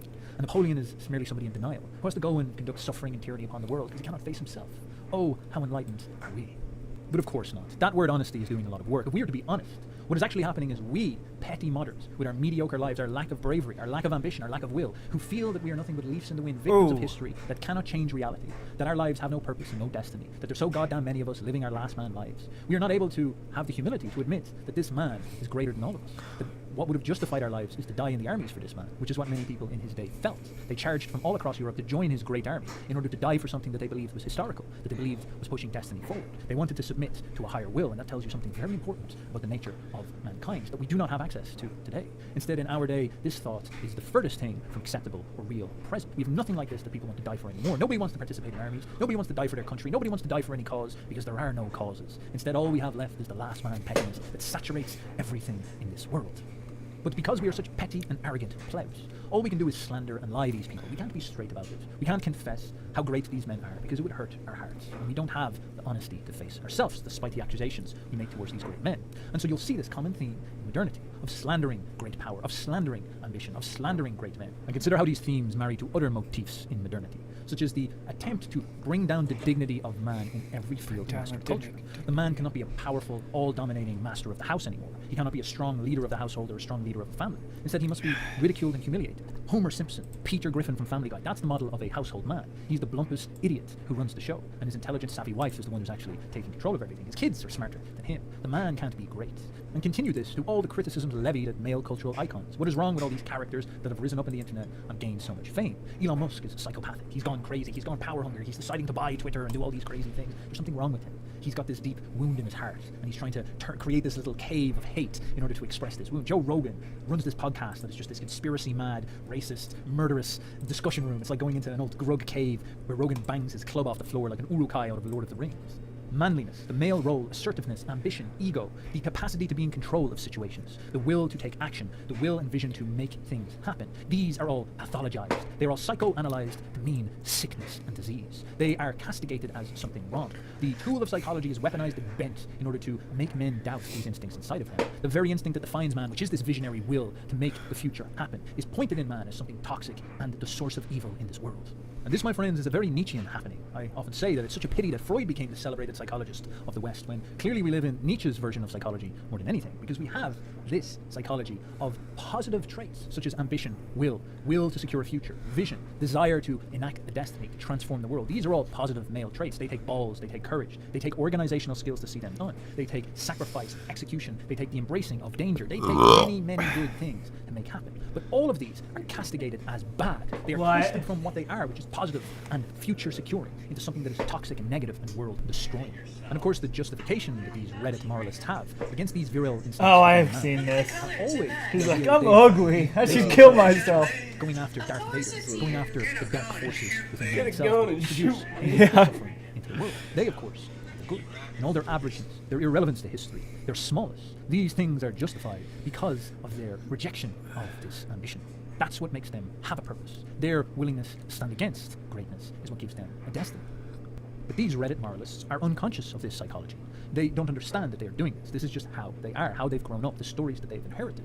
They find themselves instinctively going to war against excellence, standing against anything that is exceptional. They will say, without realizing, that they are trying to fight evil, when really what they're doing is they're reinforcing the status quo of the herd. They're making everything that is genius, exceptional, strange, unique, powerful, ambitious, beyond normal. They're making all of that bad, while they make the comfort and security of the herd sacrosanct. And of course, this is a great danger, because what moves mankind forward is not the herd. The herd likes to sit and stay as it is. It is unconscious, and it enjoys stability. It is like a load of sheep sitting in a field. As long as the field stays the same, the sheep ain't going to invent science. The sheep is not going to go out there and build a tank and start to take over the world. The sheep is going to sit right where it is, chewing on the grass, staying goddamn happy. It does not want anything to change. Staying the happy. thing that pushes mankind forward is not the sheep. It is the crazy innovator, the scientist who decides to split open the grass and understand the cells that constitute it, the crazy artist who wants to paint a painting that has never been seen before by man, the great political organizer who wants to break apart stodgy systems and reforge them in the image of his will. These are the ones who blast mankind forward into new paradigms, and they do it like all new things must be done, through a birth, and births are often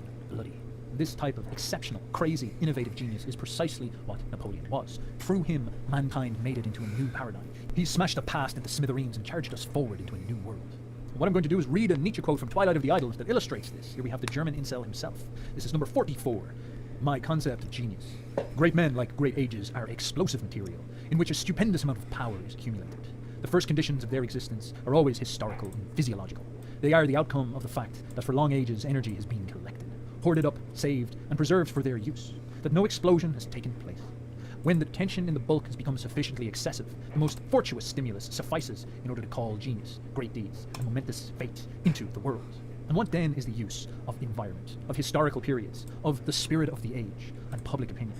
Take the case of Napoleon.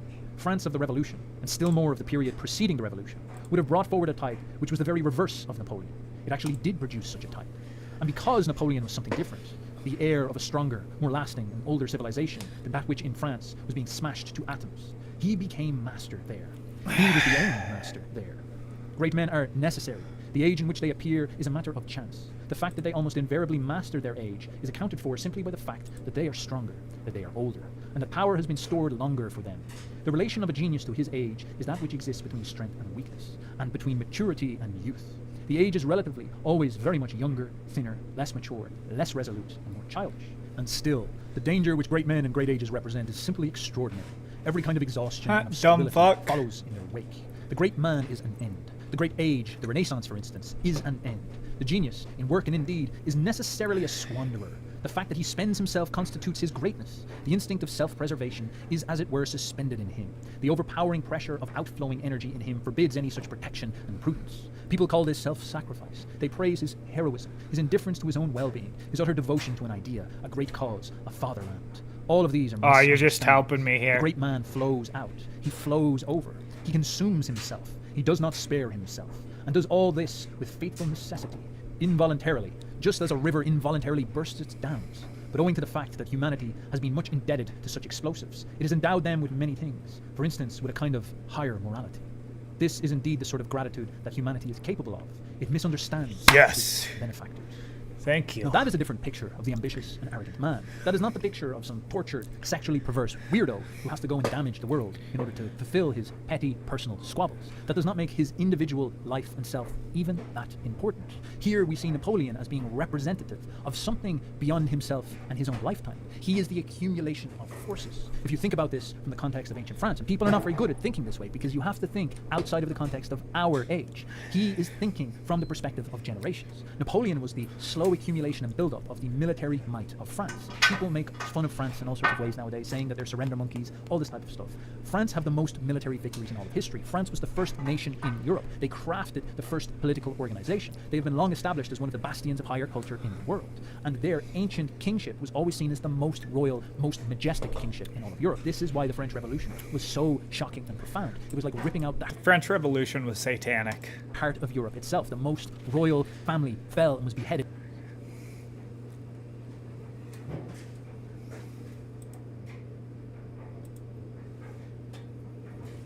By the mob in France. So what France was the birthplace of Europe, and Charlemagne, who created France, was the original super king, the original superman who crafted it into shape. And France itself was the inheritor of that ancient tradition, thousands of years in the making. And the French Revolution was a youthful, modern, Enlightenment notion, the mob, the nation, the people, tearing down these old institutions. But what these ancient institutions and traditions and this ancient historical consciousness, stretching all the way back to the end of Rome, what that represented was something much bigger, the idea of super organizations, of kingdoms, of kingship, of empire. This is what was born within France in this period. This deep ancient will that possessed Charlemagne, the will.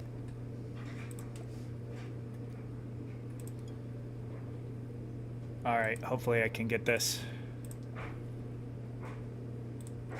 That would suck if I wasn't able to get this.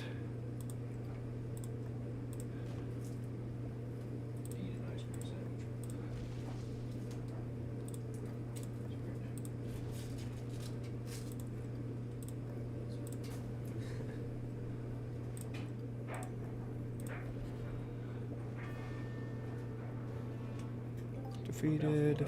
Boom. Beautiful. Power in its highest form, to grab all the petty tribes and the mobs and organize them among some giant political polity like the Roman Empire. This is what was shuttling through Charlemagne, the will to grip all of this land and put it under a united project. He was the new Caesar. He was seen as the savior who was going to redeem the fallen Roman Empire. He was seen as the beginning man, the first man of the Holy Roman Empire, which essentially became continental Europe. And this is what was being expressed in Napoleon. Napoleon was the new political organizer, the man who was going to break apart medieval Europe and reshape it into the next version of the Roman Empire to push history forward. Now, this is quite difficult for modern people to understand, so I'm going to use an analogy. Now, it's a crude analogy, but it's a good example of a modern analogy. In the West right now, there's a lot of people who are very anxious about this new plan to move us forward to this new morality that everybody's talking about, this new Reddit consciousness that you see so dominant. And of course, this descent, this sphere has been building up inside Western people across the globe. And champions are showing up who are grabbing all this energy and becoming a voice and a figurehead for this. What happened with Mr. Trump in those last 5 to 10 years? He stood up and he said, I will be the leader for this energy. You who are not happy with the way modernity is going, the way America is being run, the way the West is being run, I will come up and I'll be the spokesperson. I'll be the political organizer who takes all that energy and gives it a bullet point, gives it a spearhead that allows it to actually touch reality and become active. This is what these types of figures mean. And back in France at this time, as the revolution was building up and they had their revolutionary champions like Robespierre, on the other side of things, there was this deeper, more traditional, imperial, grand way of thinking. This way of thinking that was far beyond the national revolutions of France, but this whole new idea of a European order that transforms the nature of Europe and turns it into this enormous super empire, which is sort of what the EU has become now. This was boiling up inside of Europe for many, many centuries. They could see that this was the direction that things were going. Nietzsche himself will talk about this now in a minute. And Napoleon was the compressed figurehead for this. And all this will and this feeling that had been building up in every single little individual collected together like a giant chthonic force, and it channeled itself into one man, one leader in one moment. And what's critical about this is that this man is possessed, like Jung said, Hitler was possessed by Wotan. Napoleon was possessed by something else, something similar perhaps. And he was a man carried by a destiny. He often said this himself, that he felt that he was being pulled along by a destiny that was using him to express something. He felt invincible. And Nietzsche's pointing out that his arrogance, his egotism, all the ways that we categorize this with our psychological stupidity, we judge this excellent man from the perspective of a failed man or a last man or a weak man or a herd man. This excellent man is not motivated in the same way that normal people are motivated. Instead, he is becoming a vessel for all this will. And his arrogance, his desire, his ambition, his will to power is critical as the expression of this. He needs to be the man who spends all that energy. He needs to be the man who squanders everything. Napoleon needs to be the man that you give all of the best, healthiest young men to, and you say to him, spend them, use them, make the vision happen, make the big idea come to pass. We have to see the big idea come to pass. You're our guy, you're the champion. This is the moment where we unleash. It's like when you're walking around, you spend 10 years of your life building up your weights, building up your muscles, building up your energy, filling yourself with creatine and protein, getting big and strong, going and learning to fight. You do all this preparation and build up all this energy for years until the one moment comes where you have to use it, you have to fight. And what does your brain have to do? Your brain has to de-inhibit, it has to let go of everything, get into the moment, and absolutely become a monster, to allow yourself to let the deeper instincts come out and let yourself fight. Fight like a psycho, fight the wind, fight aggressively, fight nasty, hit first and think later. You have to let it all out. It's almost like an orgasm, a release. All the building up has led to this moment, and this one moment, it might happen in 30 seconds. It could mean you either get stabbed and you die, or you knock the guy out and you end up running off to victory with a great story or something like this. This is how you need to understand this. This is process-orientated thinking that people are very bad at, but Nietzsche was very good at. This is what you're seeing in Napoleon. Napoleon is like an expression of that moment where you release all that energy in order to achieve the goal. You leap forward in that moment of bravery, and you sacrifice everybody else gets sacrificed to the will of this man, because the will of this man represents the will of something higher. Now that comprehension of psychology is a bit different than a neurotic cuckold. Now Nietzsche articulates this further about the will that he thought Napoleon represented in Beyond Good and Evil. Now I think this is some outtakes that I found in a version of Genealogy of Morals, so I don't know exactly how I reference this, but it's number 18 and some type of thing. And I'll read it over here so you can hear it out. What I am concerned with, for I see it preparing itself slowly and with hesitance. It is the united Europe. It was the only real work, the one impulse in the souls of all the broad-minded and deep-thinking men of this century. This preparation of a new synthesis, and the tentative effort to anticipate the future of the European. Only in their weaker moments, or when they grew old, did they fall back again into the national narrowness of the fatherland. Then they were once more patriots. I am thinking of men like Napoleon, Heinrich Heine, Goethe, Beethoven, Stendhal, Schopenhauer. Perhaps Richard Wagner likewise belongs to their number, concerning whom, as a successful type of German obscurity, nothing can be said without some such perhaps. Now, just a side note here, England, of course, was master of the world when Nietzsche was writing this. They were the hegemony like what America is now, so he says that England are going to fall. They're not going to hold this hegemony. No one any longer believes that England alone is strong enough to act her old part for 50 years more. The impossibility of shutting out the average man from the government will ruin her. Her continual change of political parties is a fatal obstacle to the carrying out of any task which requires to be spread out over a long period of time. A man must today be a soldier first and foremost, that he may not afterwards lose his credit as a merchant. Enough. Here, as in other matters, the coming century will be found following in the footsteps of Napoleon, the first man, and the man of the greatest initiative and advanced views of modern times. Now, what Nietzsche's getting at here is quite a fascinating thing to think about. The idea of collective destiny and will, the collective unconscious dreams and desires that we all have to see the world transform in certain directions. And this was very apparent actually in Rome. So there was some type of destiny operant within Rome that was sending it towards becoming an empire. And it was just waiting for a great man to take hold and enforce and push it forward into that new paradigm. And you saw this happening with Julius Caesar, where Julius Caesar was a superman who broke the mold of the aristocracy that ruled Rome, smashed them apart, and took over the entire show with his charisma, his charm, his power, his genius, his organizational skills, very much like with Napoleon. And even though the Romans ran in and they stabbed him to death to get rid of him because he was ruining the status quo, the inevitable will that was charging through here had been unleashed. And then Augustus comes along afterwards and establishes the Roman Empire and becomes the first emperor. This force was in place, it was rolling, and it was just waiting for the champion who had it in himself to fulfill his destiny, to allow this force to channel through him and make it happen. And Nietzsche noticed this in his day. He saw in the French Revolution a very, very important struggle going on. You have the petty, small-minded concerns of the last man, the herd man, coming up shouting liberty, fraternity, equality, coming up and demanding that everything that is higher and beautiful and majestic and ordered be pulled down and destroyed. The king, the symbol of majesty itself, ripped their heads off in these ugly bloodbaths. Of course, the French Revolution is presented to us as something glorious and mighty, but it was this psychopathic communist revolution, full of blood, full of butchery, that ended essentially in a reign of terror, of torture, of suffering and pain.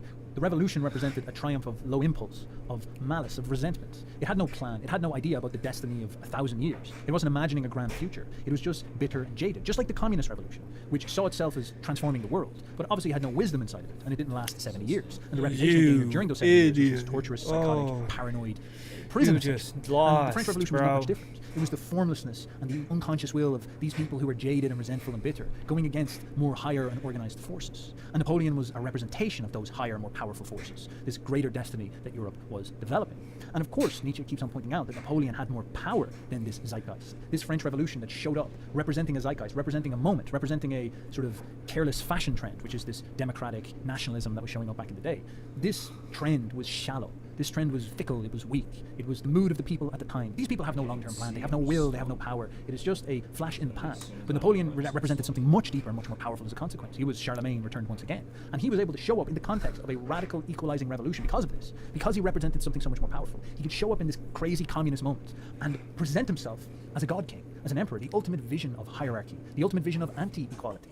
In fact, he was a man who whipped the mob into shape and sent them out into battle to die for his will and his canons. He was the representation of the higher type. He was able to break the herd morality entirely and become a representation of the arrogance and ambition of a king, of a leader, of a single champion and point that drives things forward. That's quite amazing when you see it. And Nietzsche points this out as well. He says it's quite funny how people fell so deeply in love with Napoleon, that mankind loves a champion when he shows up, when a force that represents power and is able to express it at that high of a level appears. People fall at their knees in joy. They give him the permission to be beyond good and evil. It's crudely like the man who discovers he got cheated on because he comes home to his girlfriend who's saying that she's pregnant by another man, and he cries and he moans and he says, wait a second, you always make me wear a condom. You are very careful to make sure that we don't get pregnant. Why would you go out there and have sex with another man without wearing a condom and get pregnant? Why was this happening? Well, of course, the real man, the man she really feels for, the man with true virility, he operates on a different set of rules for her. She allows him to do things that she won't let the other guy do. And so you see in France, the French murdered a king, pull off his head, only to bow at the feet of Napoleon a couple of years later. And why might this be? Well, of course, Napoleon was a winner. Because there's always going to be hierarchy. So you don't want to dismantle something. Conservatives take a grip of this. This is not to say that Napoleon was about the representation of tradition and he wanted to go back to Catholicism. Napoleon championed liberal ideas. He championed an alternate vision of modernity. This is the critical thing. Oh, I didn't know that. But he was evolving the tradition, taking what is old and moving it forward. The revolutionaries were impulsive, resentful. They wanted to destroy what was traditional and leave it in shatters on the floor. Napoleon was permitted the status of being this innovator because he was always winning. He was a badass. He was an incredibly efficient organizer. He could not be beaten by a giant coalition of the European powers. And he was pushing forward all these modern ideas that all these people across Europe since the Enlightenment were thinking about. What is the future of Europe? What is the scientific vision of the future European paradigm? That's what people were seeing in Napoleon. He is going to show us the continuation of the European tradition, but flowering and blossoming in the modern scientific ideas and rational Enlightenment ideas that we have. The Enlightenment French Revolution was a big problem because it got distorted into this stupid plebeian monstrous fuck. Ah, damn it! It had the power to be something much more majestic than that. And this leads us into Nietzsche's next quote. This comes again from Twilight of the Idols, number 48. He says, progress in my sense. I also speak of a return to nature, although it is not a process of going back, but of going up into lofty, free, and even terrible nature and naturalness. Such a nature as can play with great tasks and may play with them. To speak in a parable, Napoleon was an example of a return to nature, as I understand it. So a little outtake here. Rousseau was a French dude, and he was basically a hippie who had this idea that back in nature, before we had civilization, everybody lived in harmony, humans were like bonobos, everybody chilled, and there was no pain and suffering. And it was very much like Marx's utopic vision of this perfect reality, if we could just get rid of hierarchy and monstrosity and bad things. And so Rousseau would call for a return to nature, and it became one of the founding ideas of the French Revolution. We wipe away the royals and the hierarchy and the kings and Christianity and all this. We get rid of all these structures and this order, and we will once again be free to be bonobos, and everything will be good and we'll all be happy. And of course, that's not what happened. Nature showed up, and it's the type of nature where the gazelle gets his gizzard pulled out by all the hyenas, and that's what happened. It turned into this bloody reign of terror, just like communism. It was a delusion and a fantasy and a dream, but it was not real. And Nietzsche's pointing out that his vision of a return to nature is the savage instincts of somebody like Napoleon resurfacing once again. Now I will go back to Nietzsche here. Nietzsche says, but Rousseau, where did he want to return? Rousseau was the first modern man, an idealist who was in need of a moral dignity in order even to endure the sight of his own person. He was sick with unbridled vanity and wanton self-contempt. This abortion, who planted his tent on the threshold of modernity, also wanted to return to nature. But I ask once more, where did he want to return? I hate Rousseau. Even in the revolution itself, the latter was the historical expression of this hybrid of idealist and peasant. The bloody farce which this revolution ultimately became, its immorality, concerns me only a little bit. What I despise, however, is its Rousseau-like morality, the so-called truths of the revolution, by means of which it still exercises power and draws all flat and mediocre things to its side. The doctrine of equality. What? There is no more deadly poison than this, for it seems to proceed What from about the lips of Missoula? justice, whereas in reality it draws the curtain down. What about it? To equals equality, to unequals inequality. I can't hear you. What'd you say? Justice, and that which follows from it never make unequal. When? The fact that so much horror and blood are associated with this doctrine of equality has lent this modern idea par I don't excellence care. such a halo of fire and glory that the revolution was a Alright, drama bye. that misled. Why didn't she just come down and ask me?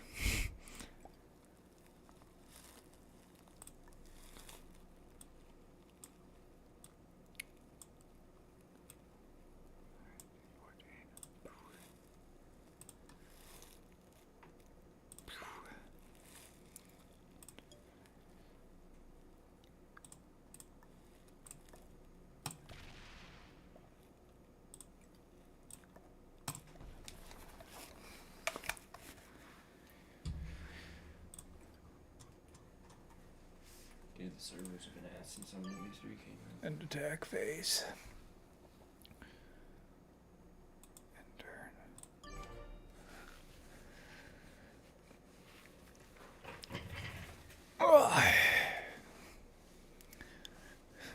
Abracadabra. I'm gonna reach out and grab ya. That even the most noble minds, that after all is no reason for honouring it the more. And what this leads us to is the final Nietzsche quote that we're going to discuss regarding Napoleon, which will take us all the way back to ancient Rome. Because Nietzsche saw the patterns that played out in the French Revolution happen in ancient Rome, but not in the way that a lot of conservadorks would like. Because Nietzsche points out that the Romans were the ones in possession of this mighty and strong order. As we said already, the Romans represented that spiritual part of Europe, which is the organized consciousness and the super order that gives Europe a destiny. And Rome is the archetype that we use to describe the kingdom of heaven on earth that has been built in Europe. Charlemagne came along and created a new order after Rome fell, and they ended up naming it the Holy Roman Empire. You see people like Netanyahu and modern political actors categorize the West and America as Rome. Rome sits ever dominant within our consciousness. What does that mean that was going around on TikTok? When was the last time you thought about Rome? Rome is the representation of something glorious and powerful. And of course, what happened in Rome is Rome fell and had an enormous conversion to Christianity a couple of years before it fell. And Nietzsche points out that this was very similar in kind and spirit to what happened with the French Revolution. Christianity was, as he accuses it, a morality of the slaves, a morality of the mob. I've made videos about this before. What if Christianity was the woke movement?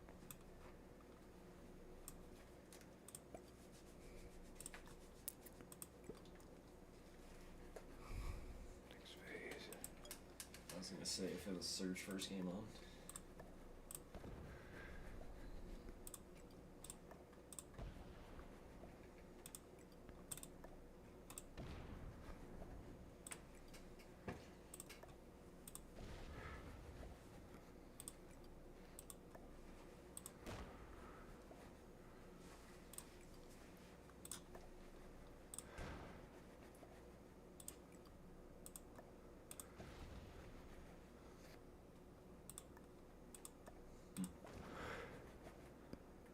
Joe, can you hear these guys? Oh, shit.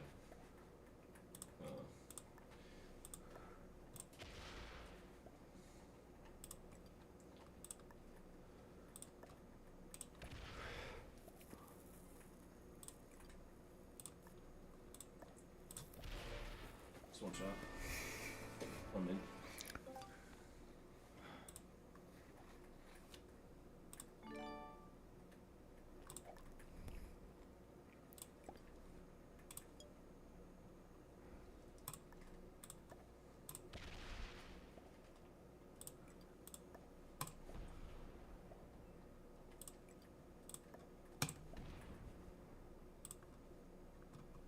Just one closed.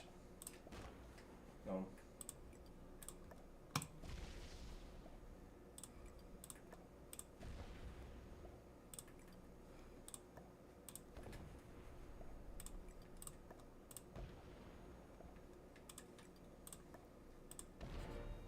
Beautiful.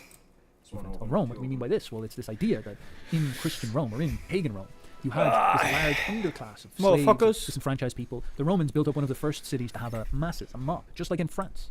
And this masses and this mob had grown because of Rome's success. The order and military power of Rome had led to these enormous cities. Actually, this is exactly what happened in France. France was so successful that it built up an enormous population. It could feed more people. It created this population surplus. And this was quite a large part of the fact that there was so much energy and resentment in the mob that was being able to be directed up at the aristocracy. And the same thing seemed to happen in Rome. Rome took people from Judea, from Morocco, from Egypt, from the Balkans, from Germany, from France, Gaul at the time, and it melded them all into this giant melting pot. And none of these people had an identity. They didn't know who they were. They were just a mass, essentially, of slaves, or generational slaves at the very least. They had to slave for these Romans and make them pizzas all day, and make them espressos and make them gelatos. And they got sick of it, so they said to themselves, hell with this. Pull down these Romans. No longer are we going to let these Romans rule us. We want a new situation to be put into place. We don't want to be ruled by these degenerate freaks, these Italian weirdos eating pizza and having sex all the time and eating grapes. We want to pull down their order and establish a new world order. And that world order was the Christian world order. And Nietzsche points out that the reason why Christianity became the chosen ideology to form as the opposition to the Roman traditional pagan establishment and the aristocracy, the reason why Christianity was chosen to be this way is because the Jews had incubated Christianity. It was out of the Jews that Christianity came. Jesus, of course, was a Jew who lived in Galilee. And the Jews' entire history was an experience of slavery. This is what the principle of their religion is. They are slaves in Egypt. They go and they win their land in Israel, and then they lose it again, and they find themselves slaves in Babylon. And they have this experience as living as slaves, living as the mob, living as the herd. They watch arrogant emperors come and go, and they are never in that position of power. And so their perspective, their consciousness is always in this inferior position. And they have to learn to live this way. And their morality is grounded in this perspective. Their perspective of being outside power, looking up at power, looking at emperors and empires and not liking them. And in some sense, the religion of the Jews is a romantic religion like Rousseau. It is fantasizing about a perfect world. Maybe not in the past like Rousseau did, although this is what they say, the Garden of Eden is very similar to what Rousseau assumed, that there was a point in nature where we all lived as bonobos, where everything was all right.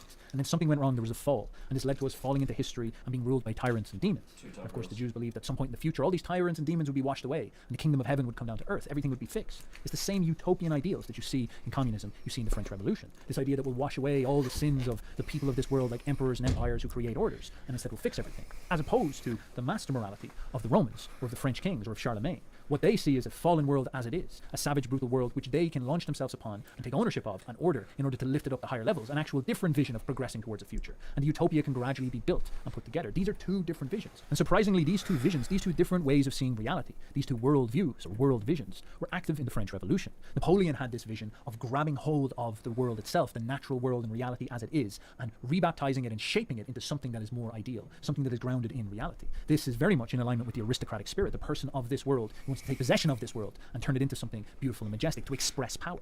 Whereas Judaism back in the day had very similar archetypal patterns to these French revolutionaries. They don't want to take on this responsibility of dealing with the world, Bro, that guy's fixing the world, of connecting with the world, of dealing He's with got a reality. dragon. Instead, they're quite childish, quite baby-like. They want to fantasize about prophecies and about hopes and about perfection, and about kingdoms of heaven, and make up all these notions inside of their head, which is not going to solve anything, because they'll just complain and demand and say it's destiny, and you must give me power so that I can make the world a better place and fix the world and make it perfect. And the second you give them power, they reveal themselves to be an immature child who don't have any plan and don't really know what they're doing, and they end up just messing everything up and destroying everything, and it turns into a bloodbath because they're not smarter than nature. They're actually just a petulant, delusional child.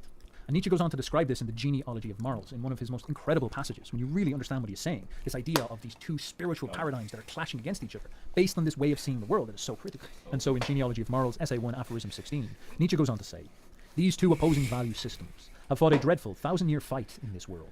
And though the second value system has been for a long time in supremacy, there are still places where the fight is undecided. It can almost be said that this fight is reaching a higher and higher level, and that in the meantime it has become more and more intense. Come on, Red. And always more and more psychological. In fact, nowadays there is perhaps no more decisive mark of a man with a higher nature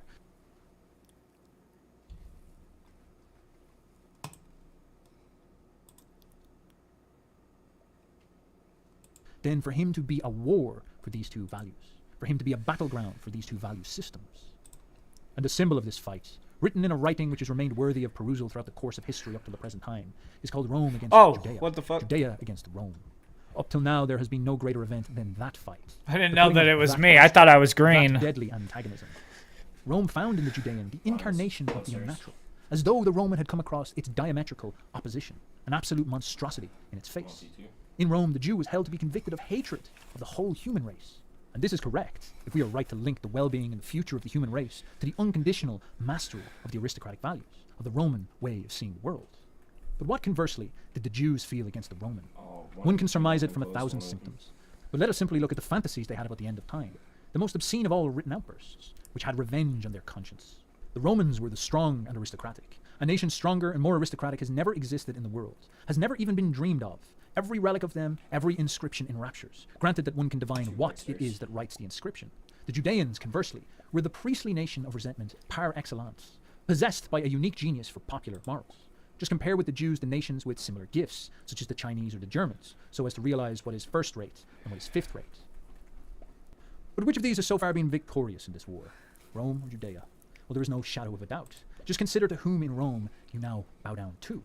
And not only in Rome, but almost over half the world, everywhere where man has been tamed or is about to be tamed, they bow down to 3 Jews and a Jewess. This is very remarkable. Rome is undoubtedly defeated. Nonetheless, what took place in the Renaissance was a brilliant, sinister revival of the old classical idea, of the aristocratic value system and way of seeing the world.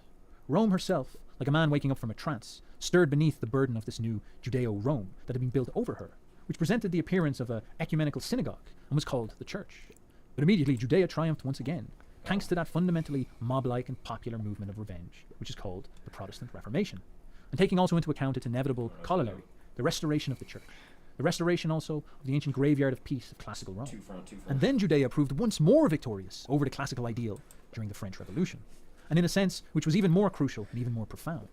The last political aristocracy that existed in Europe, that of the French 17th and 18th century, broke into pieces beneath the instincts of a resentful populace. Never had the world heard a greater jubilation, a more uproarious enthusiasm.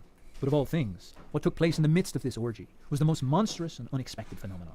The classical ideal itself swept before the eyes and conscience of humanity with all its life and with unheard of splendor, and in opposition to resentment's lying war cry of the prerogative of the many, and in opposition to the will of the low, the abasement and equalization of mankind, to the will of retrogression and twilight of humanity. There rang out once again, stronger, simpler, and more penetrating than ever, the terrible and enchanting counterweight of the will of the exceptional. Like a signpost to other waves, there appeared Napoleon, the most unique and violent anachronism that has ever existed.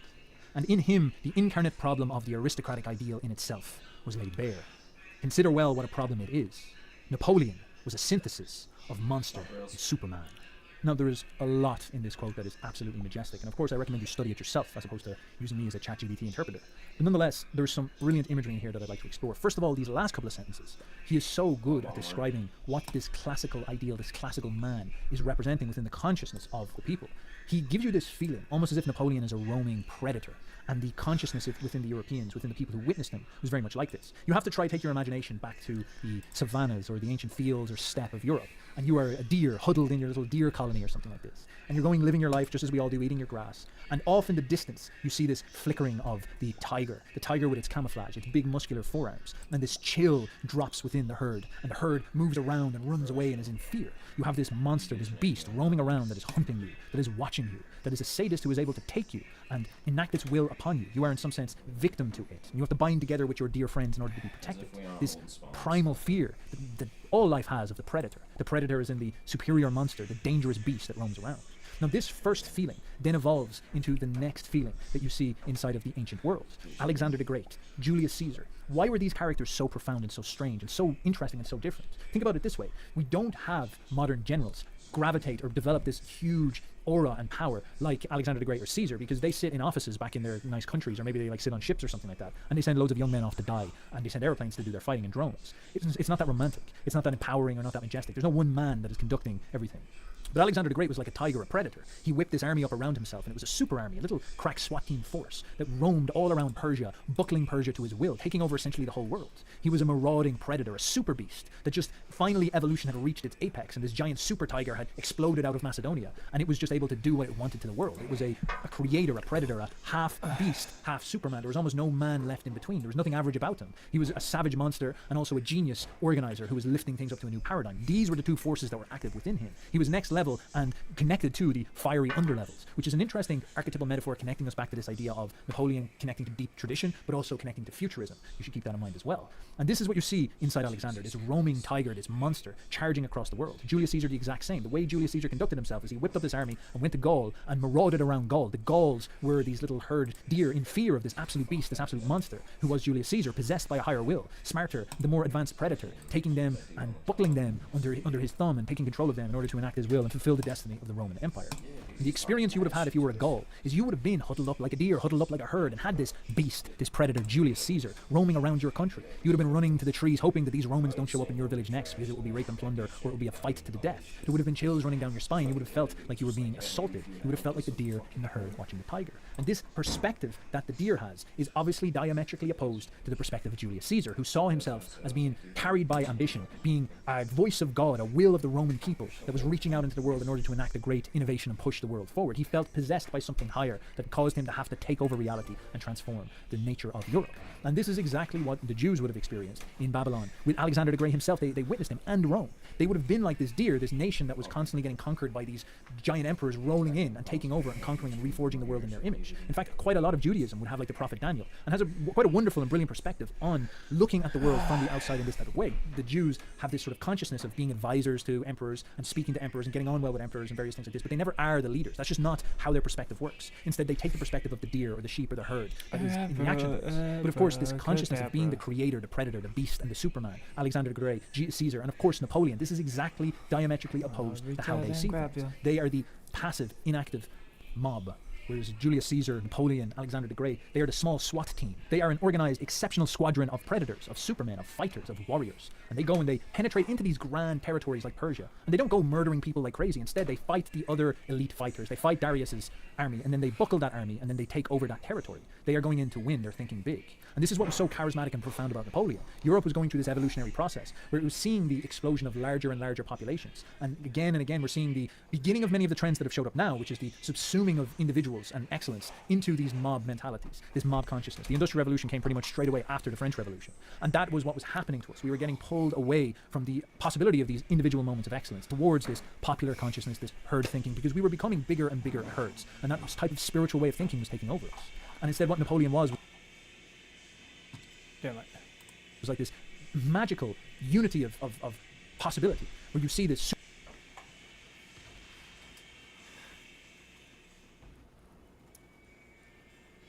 applied for a new house today. I'm pretty stoked about that.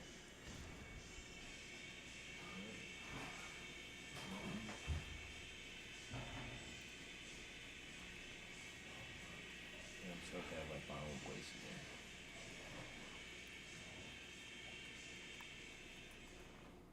Grant. Should get the call back tomorrow, hopefully. Couches.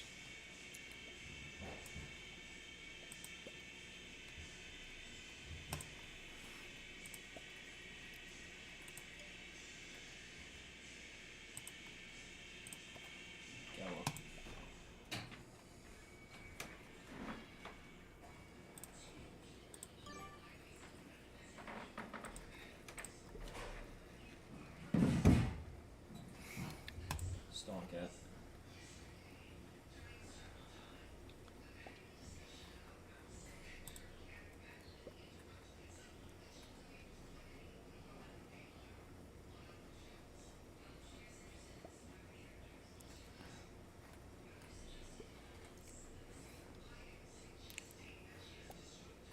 Superman burst up and appear exactly like Julius Caesar, like the Predator, like Alexander the Great. Damn it, bro. Marauding, roaming around Europe. Him with his super army. Napoleon leading from the front. He was at all the battles. This is why people wanted to die for him. You can imagine the entirety of Europe coalescing together in order to fight him, feeling chills run down their spine. They're trying to take down the biggest beast on the block, the big predator, the big bad man. And this might be quite difficult for you to conceptualize as good. You'd be like, you know what, man, I don't think I want tigers roaming around my garden attacking my family. I don't want to be cowering in fear inside of my house because of some madman with an army in, you know? Fair enough. But you see, unfortunately for you, the alternative is not necessarily better.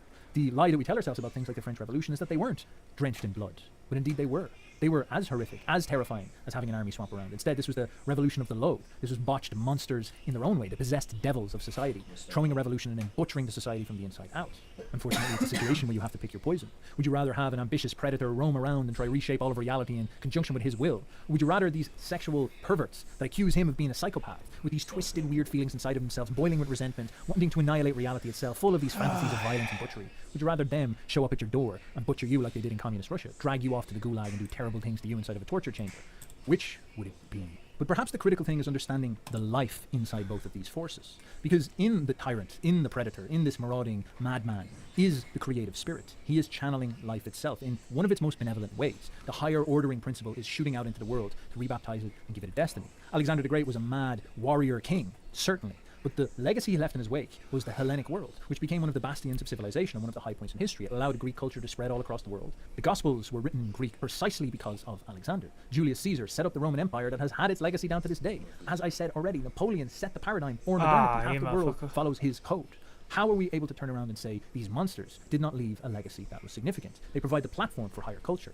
The glories of high art, profound deep philosophy, the generations of science. This stuff all is built on the back of great military men who create stable political orders for artists and scientists to play around in. And take, for example, the opposite form of consciousness, these movements and mobs who see great men like this as predators, who should be held back at all costs, who should be pressed down as early as possible. This type of consciousness that tries to build education systems to beat this out of young men because they don't want supermen to rise. They want to create systems to get rid of these types of characters. The French Revolution turned into a bloodbath ran by headless chickens. It had no purpose or goal. The Communist Revolution, just the same, a madhouse of murder and debauchery and torture that ended up suppressing the spirit of the Russian people and fell apart under the weight of its own hypocrisy. Or indeed Christianity, which made big promises about saving Rome from itself, only to take control in 391 AD, and 19 years later be holding the pieces of Rome as Rome fell and was sacked and taken over by the North Germans, led by military supermen like Alaric, the same marauding predators that we are seeing in Caesar, Alexander, and Napoleon. So to bring this to a conclusion, Napoleon is much more than a pervert who was cooked by his wife who tried to beat a few people up as a consequence. Nietzsche saw in him a vessel that was channeling the secret will of the West, which is the will to excellence. And our arrogant, childish, shallow time can get all uppity about itself and make terrible movies about great men like Napoleon. but it will not change what they represent. It will not change the vessels that they are, and it will not change the spirit that they are channeling. In fact, when we look around us today and see this shallowness, and we find people rising up and saying, oh, we're so unhappy about the woke movement, or the values that are so dominant in Hollywood, or the culture that we live in right now that seems to have so many problems. These are shallow sentiments that do not have great weight. The people who fall for them generally are fools. The people who get all wrapped up and make it their identity opposing them are also kind of foolish too. These things are not going to be looked back well upon history. Whereas this super spirit that has been rolling through Western history since ancient times, that popped its head up again with Napoleon, this will continue to send its fury forward. Its will to excellence still exists within all of us, and at one point it may touch reality once again. An avatar or a vessel may appear who is capable of giving it a voice, giving it a way of contacting reality, giving it a spearhead. Who knows, perhaps it would be one of you. And at that moment we may see a man who is half monster and half Superman maraud across the world once again and change the course of history.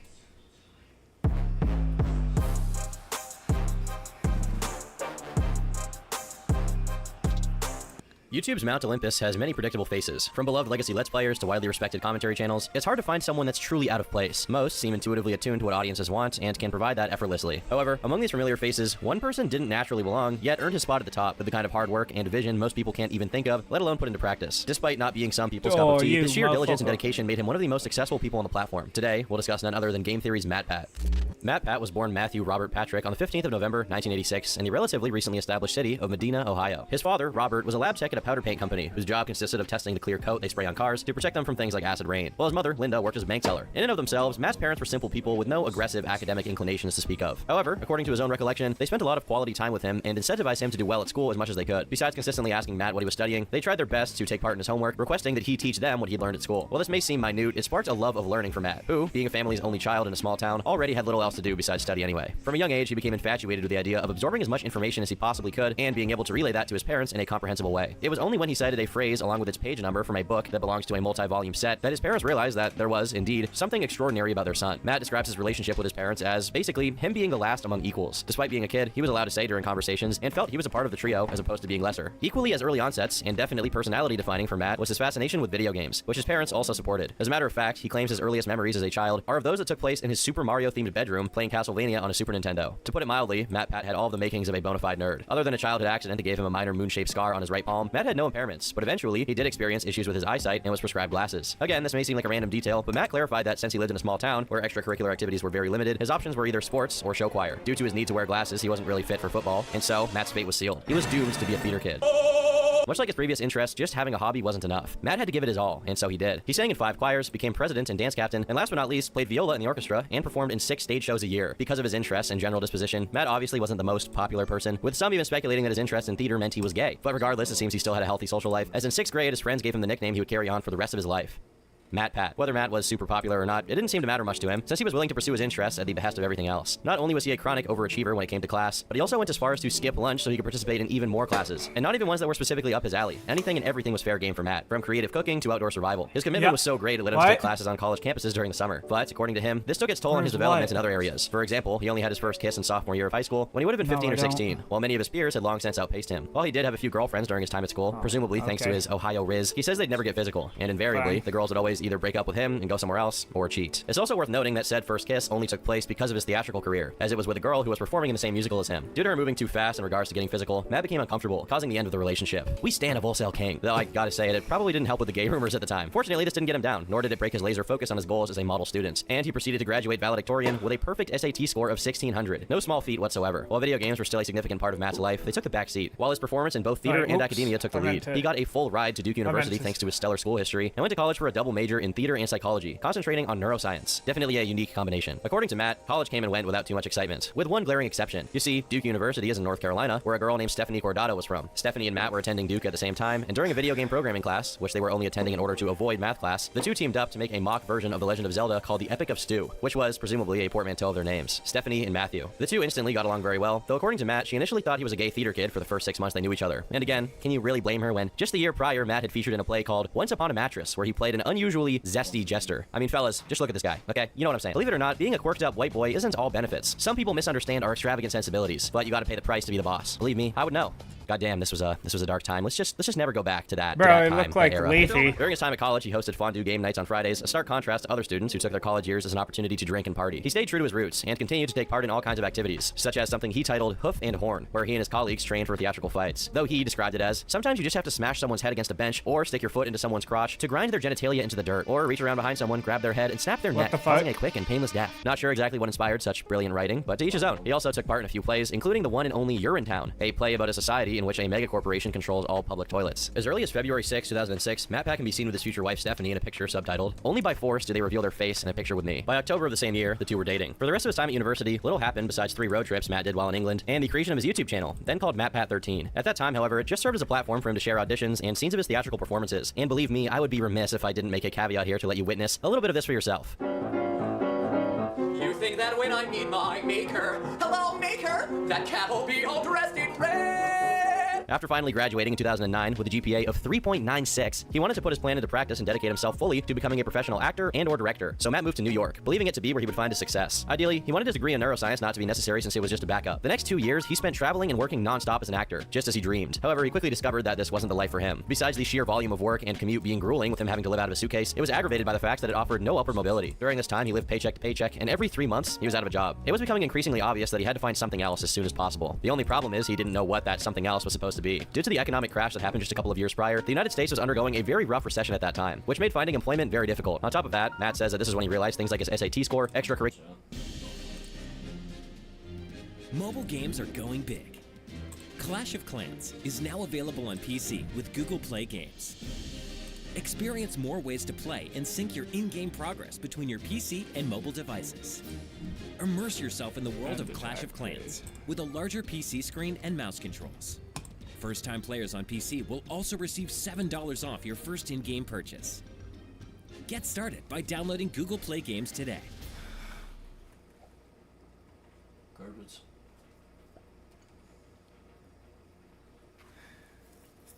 Your future in mechanical engineering technology starts here. Go 0 to bachelor's in just 2.5 years with ECPI University Online. ECPI curricular activities, experiences in acting and directing, and even his degrees made him no more likely to get a job, as employers just saw him as a theater kid with no real experience. It didn't matter he had organized projects with upwards of 30 people and brought them to conclusion without a hitch. No one believed that those skills could actually translate into being an effective and productive employee. Even Olive Garden turned him down, but as the resumes he sent out literally every day continued to hit a dead end, Matt started thinking about what he could do in the meantime. Taking a brief break from focusing on the work aspect of improving his life, on November 17th, 2010, their anniversary of 1,500 days being together on the dot, Matt proposed to Stephanie, to which she said yes. Regardless of how dark this period was, this was a bright moment that certainly helped Matt keep going despite the many obstacles he was facing. One of the career paths that Matt had initially imagined for himself was working for a media company, but since no one believed in his potential, he made the novel decision to just produce media himself. Granted, his sights were set relatively low in regards to the possibilities in this area. He just wanted to grow big enough to get the attention of legacy companies so that he could work for them. If he could just prove that he could competently execute a creative media project that successfully attracted attention online, it would certainly get the attention of people who want to pay him. And so, Matt rekindled his love for video games and began working on a new project, Game Theory. At this time, Matt followed a web show called Extra Credits, and one of their episodes was about tangential learning, or how you can absorb knowledge inadvertently while playing video games because you're so mired in the entertainment of it, you don't even notice you're actually learning. To put it bluntly, edutainment, which is actually what my channel's whole motto is built off of. We're filling your brain with knowledge, yo. Upon being fixated on the concept, Matt noticed that no show on the internet capitalized on the intellectual aspect of gaming, which made it a very interesting prospect. Additionally, it would be a major boost to his resumes if he could prove he was good at doing things like math, extensive research, and video production, all while maintaining an easy-to-understand approach for, normies. Thus, he began working, studying every other online gaming show at the time, from their editing style to even their pacing, to their logos and color schemes, all to ensure he would target the exact demographic he wanted. Since he was too broke at the time to afford equipment necessary to make gameplay videos, he settled on the essay/presentation style with images dynamically edited in. And since he also couldn't get a place that was appropriate for recording, he locked himself in a closet to narrate it. Just a month after the publishing of Extra Credits' video, Matt posted the first ever piece of game theory content on his channel, a promo, being a brief insight into what was to come. Do you love playing video games? Are you tired of walking away from 12-hour gaming sessions feeling entertained, yet unfulfilled? Do you want to know more about the games you love without having to put in any work of your own? Well, now you can play and learn.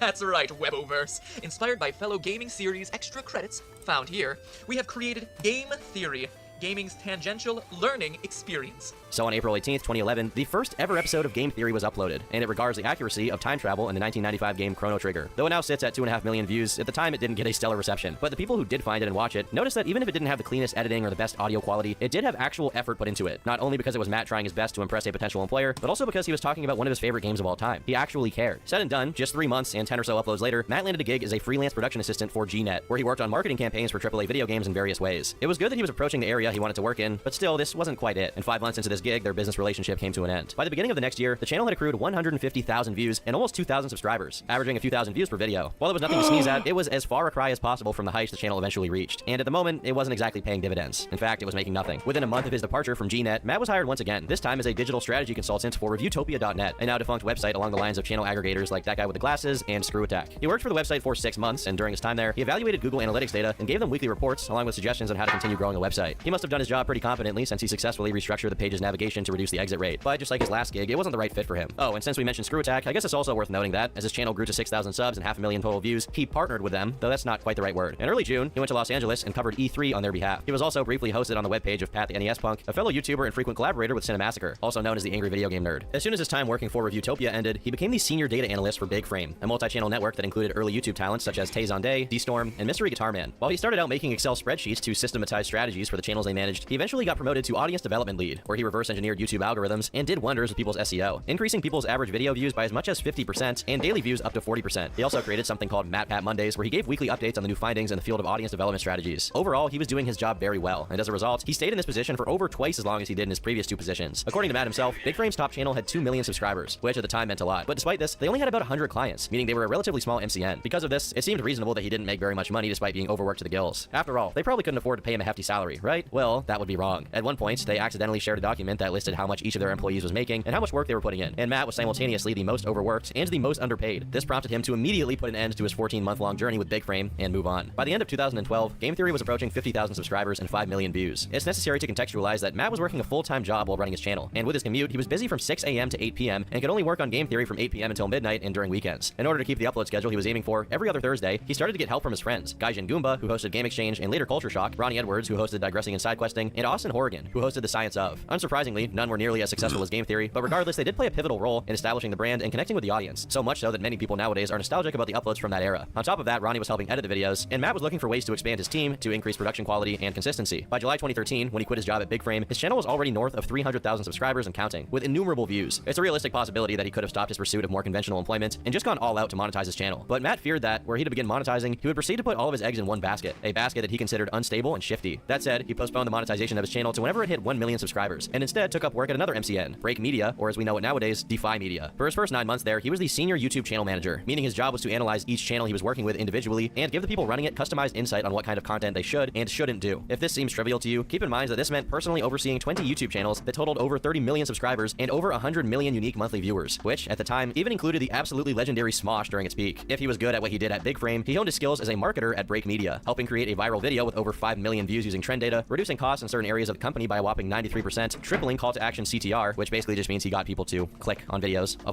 ton, and achieved a record 50,000 subs in 1 day via content optimization. Safe to say, he was making these people a lot of money, and he became such an integral part of the company that he supervised their merger and was of essential importance in restructuring the company after it. Regardless of how effective he was, he still struggled with some aspects of the job, such as the instances where he spent a week or so scrutinizing someone's content, metadata, and analytics, only for them to ignore the majority of it. At the end of the day, egos can get in the way of good advice, and that advice is only really worth the work that the person receiving it is willing to put in. But even with these quirks, Matt enjoyed working at Defy, so even though he also really loved doing Game Theory, it just didn't seem sensible to quit his job to focus on his channel exclusively. As time went on, however, it began looking like this wouldn't be much of a decision. Game Theory was growing by leaps and bounds, with one of its biggest and most controversial hit videos dropping in October of 2013, titled Mario is Mental, which now stands at 16 million views, wherein Matt presents all the evidence for Mario being a psychopath. A master willfully putting his pet into uncomfortable situations, physically injuring them with fire, laughing at and humiliating them? Mario's lucky that the Tanuki suit is the only thing that got Peta's attention. If that weren't enough, the channel went from having less than 100,000 subs in early 2013 to a little over 1 million by the end of the year, prompting the videos to begin being monetized and Matt and Steph to take a well-deserved trip to China and Thailand. The end of 2013 was also marked with yet another addition to Game Theory's channel lineup, with a new show, Crossover, by Drake McWhorter and Kenny Landefeld, which primarily dealt with unexpected connections between in-game universes, though it was discontinued in the same year. As Crossover ended, Drake started another show under the Game Theory umbrella titled Smash History, which instead focused on the history behind Super Smash Bros. Characters. With monetization finally in order and the continually stellar performance of the channel throughout the year 2014, first hitting 2 million subs and then finally 3, working at Defy Media began feeling like a bit of a stick in the spokes. After all, due to the time constraints it imposed on him, it sometimes meant that Matt would have to show up to work on 3 or 4 hours of sleep after staying up until 3 or 4 a.m. to finish a Game Theory video. No matter how gratifying the work at Defy was, it couldn't be as gratifying as dedicating all of his time to Game Theory. Not only was GT his and only his, but there was no foreseeable limit to how big it could get. After the 3 million subs milestone and the plethora of hit videos he'd already put out at this point, Matt took it upon himself to move away from his position at Defy as painlessly and gracefully as possible. His resignation was hardly a bridge burning, considering how both Stephanie and himself remained white label consultants for Defy's audience development arm, which isn't surprising since Matt actually enjoyed this line of work and the people he worked with. However, the Patrick's priority was now Theorist Incorporated, and just a few months in, it gets so effort intensive impressive that Stephanie, who was already profusely invested in helping Matt out with GT from its inception, decided to quit her job as a consultant for biotech companies in order to dedicate all of her time to assisting him. This time around, there was no safety net hovering underneath their experiments with game theory, and the Patricks had gone all in. Though their all in might have been too much. For the 4 months following Stephanie's resignation, they worked non-stop around the clock from 7 a.m. to 11 p.m. They got to the point where they filmed themselves for 12 hours straight on Christmas Day, which both of them recall as what seriously put things into perspective for them, leading them to take a step back from the work. By this point, the show's success was a virtual certainty, as it had already been succeeding and growing exponentially for a couple of years. Game theory also became a part of what is called Google Preferred, meaning it was part of a program that, as I understand it, made advertisers pay extra to place their ads in the top 5% most popular content on the site due to the guaranteed trustworthy status of these channels. They were cracking 1 million views on the regular, and in late 2014, the very first game theory video on Five Nights at Freddy's came out, the first of over 90 now, mind you, which sits at 32 million views. As the end of the year approached, they were selling bundles of game theory merchandise and comfortably surpassed 3.5 million subs, though it was still pale in comparison to their performance in 2015. By March, Game Theory had already cracked 4 mil, and another show was tacked onto the GT channel, A Brief History by Foot of a Ferret, which, unlike many of the other shows that were temporarily hosted on Matt's channel, wasn't discontinued, but successfully moved on to its own channel. Just 2 months later, Matt's new channel, Film Theory, was made public, followed by the creation of GT Live, a channel for his impromptu live streams where he actually played video games. Both were massive successes in their own right, and not to gratuitously aggrandize it, but Game Theory's run in 2015 had something of a Midas touch to it. Seemingly anything and everything they tried worked. The team of people working on videos doubled, GT Live went on to become YouTube's largest regular live streaming channel, while the main channel gained almost 2 million subs in just 1 year, and Film Theory amassed a whopping 1.8 million in a measly half a year, the first million of which hopped on board within a month of the channel's creation. Nowadays, subscriber counts mean significantly less than they used to, but the sheer volume of Game Theory's following is still shocking to witness. Many creators from the earlier half of the 2010s didn't make it through the halfway points, let alone continue to grow boldly. This is, at least in part, due to how comfortably Game Theory reinvented itself, with new styles of editing and formatting, but without sacrificing the feeling of familiarity that kept the original watchers coming back. It's worth pointing this out because it wasn't a fluke. In fact, it was clearly a purposeful creative direction on the part of MatPat and his team to keep the content fresh, and it definitely achieved its goal. All of this is just on the YouTube front because, behind the scenes, their work as consultants for MCNs and entities like them was picking up a lot of steam as well. In every way, this period was a peak, but for every peak, there's also a valley, and 2016 sure held a couple of valleys. It's kind of odd, because on one hand, MatPat was probably the person who harnessed the hype train of Five Nights at Freddy's to its fullest extent most effectively. From his first video on the games until this day, he capitalizes on any and all FNAF-related media and gets lauded by the fanbase, even when his theories about it are considered too out there or very unlikely to be true. However, an equally popular game, at least at the time, had a fanbase that held a diametrically opposed reception to MatPat's incursions. On February 9th, Matt released the infamous Sans is Ness episode, which drew a large amount of ire upon him from the rabid fanbase behind its subject, Undertale. I get that a lot of people consider the theory far-fetched and Alright, reachy, I'm probably but to just me, gonna that play was one always the more gimmick game from and the then get-go I'm of done. Game Theory. If you go through his catalog, you can easily find other more egregious examples of theories that are way more far-fetched and controversial in nature, but those didn't attract even a fraction of the negative response that this one got him. To make matters way worse, just a few months later, his revisitation of Undertale came when he gave a copy of it to none other than Pope Francis. I should be more specific though. He gave the Pope a Steam key for Undertale, which further presupposed the Pope had a functioning Steam account, and I would guess the Pope isn't playing Left 4 Dead 2 in his free time. Of course, the game was not really expected to be played. Instead, it was given as a symbolic gesture due to Pope Francis having declared 2016 to be the year of mercy, and Undertale having mercy to be one of the 4 actions you can perform in every combat, so much so that you can actually finish the game being exclusively pacifist. Once again, he was lambasted, this time for supposedly using his opportunity as a representative of not just YouTubers and gamers, but of America altogether to give the Pope a video game. As you can imagine, that's far from the full story. A full recording of the meeting between Matt and the Pope is available on YouTube, and it's as uneventful benign and fitting as you would expect, as the two discuss cyberbullying. Eventually, he made a video to clarify that he didn't waste the Pope's time talking about video games, but the damage was already done, and to some extent, the bridge between MatPat and the Undertale fanbase was severely burnt. This was our achievement as a theorist community, as gamers, as online digital creators, and people who love online things. And the hate that video received in the first week. I mean, this was a video where I specifically talk about accepting others and saying no to hating other groups of people, and it got hate. You gotta love the internet sometimes, man. It's probably a safe bet to say that the main reason there are so few game theory videos about Undertale is because of Matt continually running into walls whenever he tried to broach the topic. On an unrelated GT Live upload, Matt recalled that during his meeting with the Pope, he was only actually hearing what the Pope said with a 10-second delay. You see, Pope Francis doesn't speak English, so a translator had to be present, hence that delay. This was of particular relevance when Matt laughed out loud one of the Pope's jokes, only to realize that the part of the conversation he was laughing at happened 10 seconds prior, and that the Pope was talking about an impoverished orphan when he laughed, prompting a look of confusion and sadness from the Pope. I mentioned the Midas touch a few minutes ago, and I suppose this is what the exact opposite of it looks like. I'm also obliged to mention, however, that Matt was eventually vindicated in 2022 when circus performers played Megalovania, the theme of Sans from Undertale, in front of the Pope as he watched intently.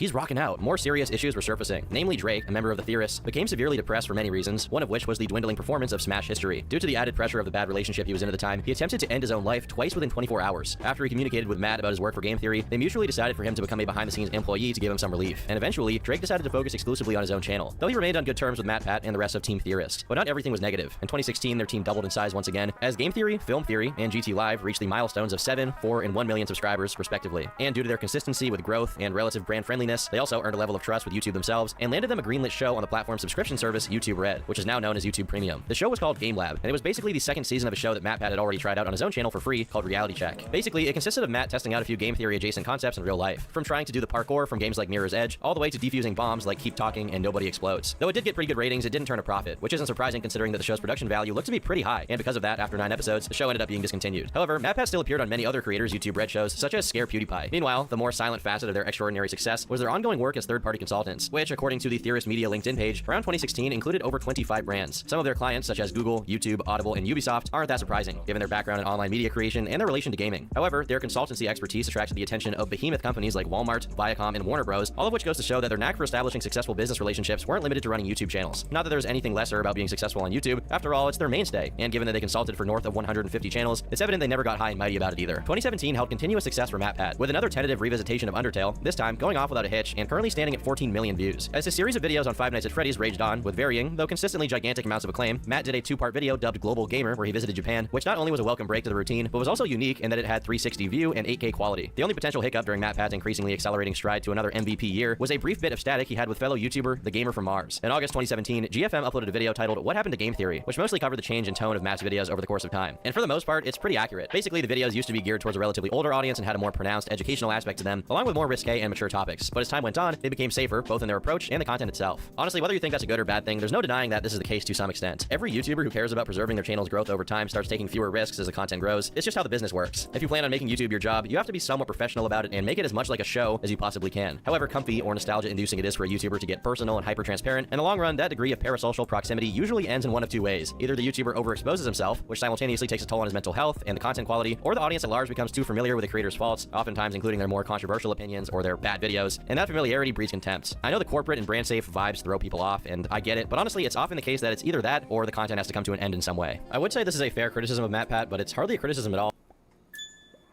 It's time for you to get your reading superpowered. So stop straining your eyes and start listening instead. I have to do a lot of reading for my job, you know, emails, contracts, PDFs. To stay focused, I use a free Google Chrome extension called Speechify. It's like the voice of the internet. I get a play button everywhere. So if I click play on email, it reads. If I click play on a PDF, it reads. If I have physical books, I take a picture, it reads. Speechify can read to you in the highest quality digital voices available anywhere. So let's say you have to read an incredibly long email from your boss that you have to finish before the big meeting starts in 10 minutes. Or you're cramming for an exam the night before, but can't bear to keep your eyes open to read one more textbook chapter.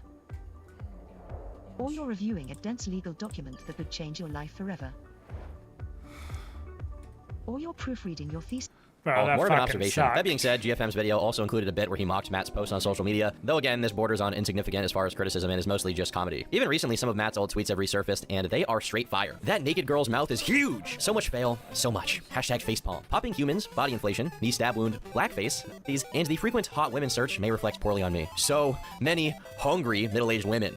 Moreover, the important implication about this was that GFM heavily suggested Matt was having someone else run his social media, another sign of his increasingly corporate identity, along with him pandering to younger audiences. It seems Matt took this to heart as during an episode of GT Live, he and Stephanie reacted to GFM's video with a noticeably defensive attitude. In it, they defend themselves from the accusation of pandering to little kids, showing their analytics and explaining that when channels have a significant audience of really little kids, what happens is that they experience a demographic boom of middle-aged viewers due to kids using their parents' YouTube account to watch the content. GFM's retort was that analytics is really shoddy data as far as age demographics, and since that means there can be no evidence confirming either side of this discussion, there's not much point in arguing it either way. Another point of contention was GFM using Game Theory's boobs episode as evidence that the channel used to pander to more mature audiences. Though contention isn't the right word, since they seem to concede that at least that specific video was indeed very racy clickbait. In his reaction to the GT Live episode, GFM points out how long they meandered about this topic, though the GT Live format itself is prone to that sort of thing since the episodes are always on the long side, meaning topics need to be appropriately milked. Now, most of this drama, if you can call it that, was pretty silly, but as far as I'm concerned, all of that was worth it for this neat little moment. I've actually never looked at porn ever, like outside of A lot of people think he's lying here to appear more family-friendly or less horny, I guess. But honestly, I don't really doubt him. As hard as it may be to believe, there are guys out there to whom that stuff isn't very appealing. And judging from his general personality, it wouldn't be surprising to me if he's one of them. In other videos, he says he grew up in a household where even swearing was unusual, so it's not that far-fetched to think he just wasn't exposed to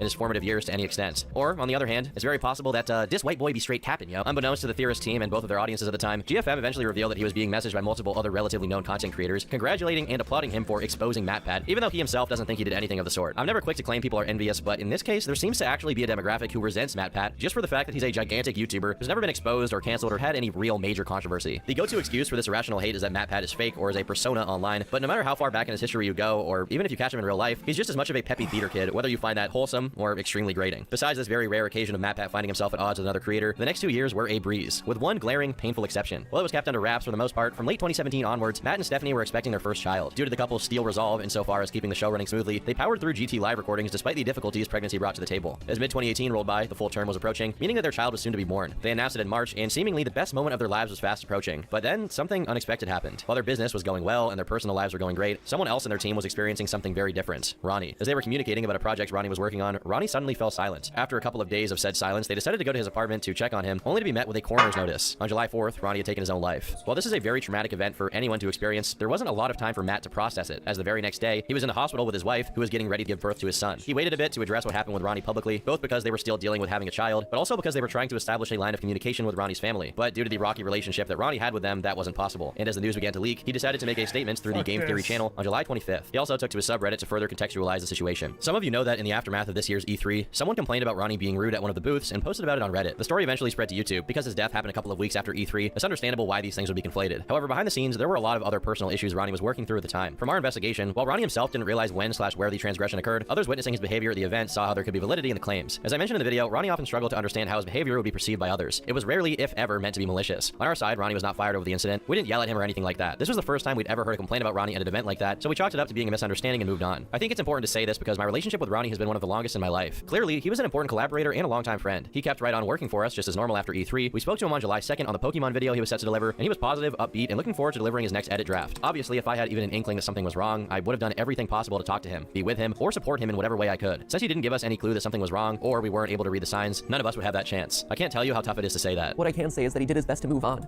to strike out on his own, to move beyond the trauma of his past, to take his mental health into his own hands and take his recovery seriously, one step at a time, every single day. I can only imagine how gut-wrenching the situation must have been for everyone involved. Hopefully, Ronnie's in a better place. 2018 went on uneventfully as Matt and Stephanie enjoyed their newborn. 2019, however, is a much different story. From the get-go, Matt found himself once again dealing with drama coming from other creators. This time, he was being accused of plagiarizing a video by Legal Eagle. The video in question was about the legality of copyrighting a Fortnite dance, and at Amazon Freight, we know the only thing better than having a friend with a truck is having a friend with a bigger truck. Now, Elon Musk famously said when he bought Twitter that comedy was now legal. And what many people might have missed is part of the reason Elon Musk bought Twitter was because he was so mad that the Babylon Bee had been suspended from Twitter for transphobia, I think. And all they had to do was delete the tweet and they'd be let back in, but they didn't on like free speech grounds. A lot of people did this, if you remember, Jordan Peterson, Dave Rubin, other people who'd been banned for transphobia. But would it come as a surprise that Elon Musk actually used to like The Onion, tried to buy it, then The Onion started attacking him, and then he hated it? And if that doesn't summarize the difference between the Babylon Bee and The Onion, I don't think anything will, in that one satire outlet is happy to use comedy and its form of satire to attack the powerful and make political statements, and does it in a funny way, where the other one, the Babylon Bee, actually writes bizarre satire that isn't even funny in a bizarre way. That it's all about punching down. There's and some actually things promoting that the powerful while Babylon criticising Bee the makes. marginalised, I don't think powerless, or the just Onion is that funny either. And it's not surprising then that the Babylon Bee isn't actually funny. And you read it and think, how can someone be paid to write this and think it's funny at all? And think it's comedy. So today what I thought would be fun is just to look at the difference between these two. Now, I haven't got like a There's some in terms of, things like, that the there's one Babylon issue Bee that both makes us satire that's funny, outlets but cover, but I have got similar things, mainly revolving around how they've covered Israel and how they've covered Palestine, and how one is basically inventing scenarios to write some poor satire about, or completely mischaracterizing situations, like acting like Starbucks is actually anti-Israel, which is absurd, like the actual company, not the people who work there. While also saying all pro-Palestinian protesters are actually fascists, and obviously promoting Israel as great. But The Onion's coverage is a lot more biting, because it's both funny in a dark way, but also completely true. And that's what makes good political comedy. It's basically you're using this satire to make some sort of point, or point out the reality to people, which seems absurd to people with positions of power, I guess. So I'm going to talk about all of that today. Please like the video, follow me on social media at The Cavernacle on basically everything, including Old Muskie Boy's Twitter, and check out the Patreon as well to join the Discord server, among other benefits. And yeah, let's get into this. I want to talk about Elon Musk first, because I do love talking about this guy recently.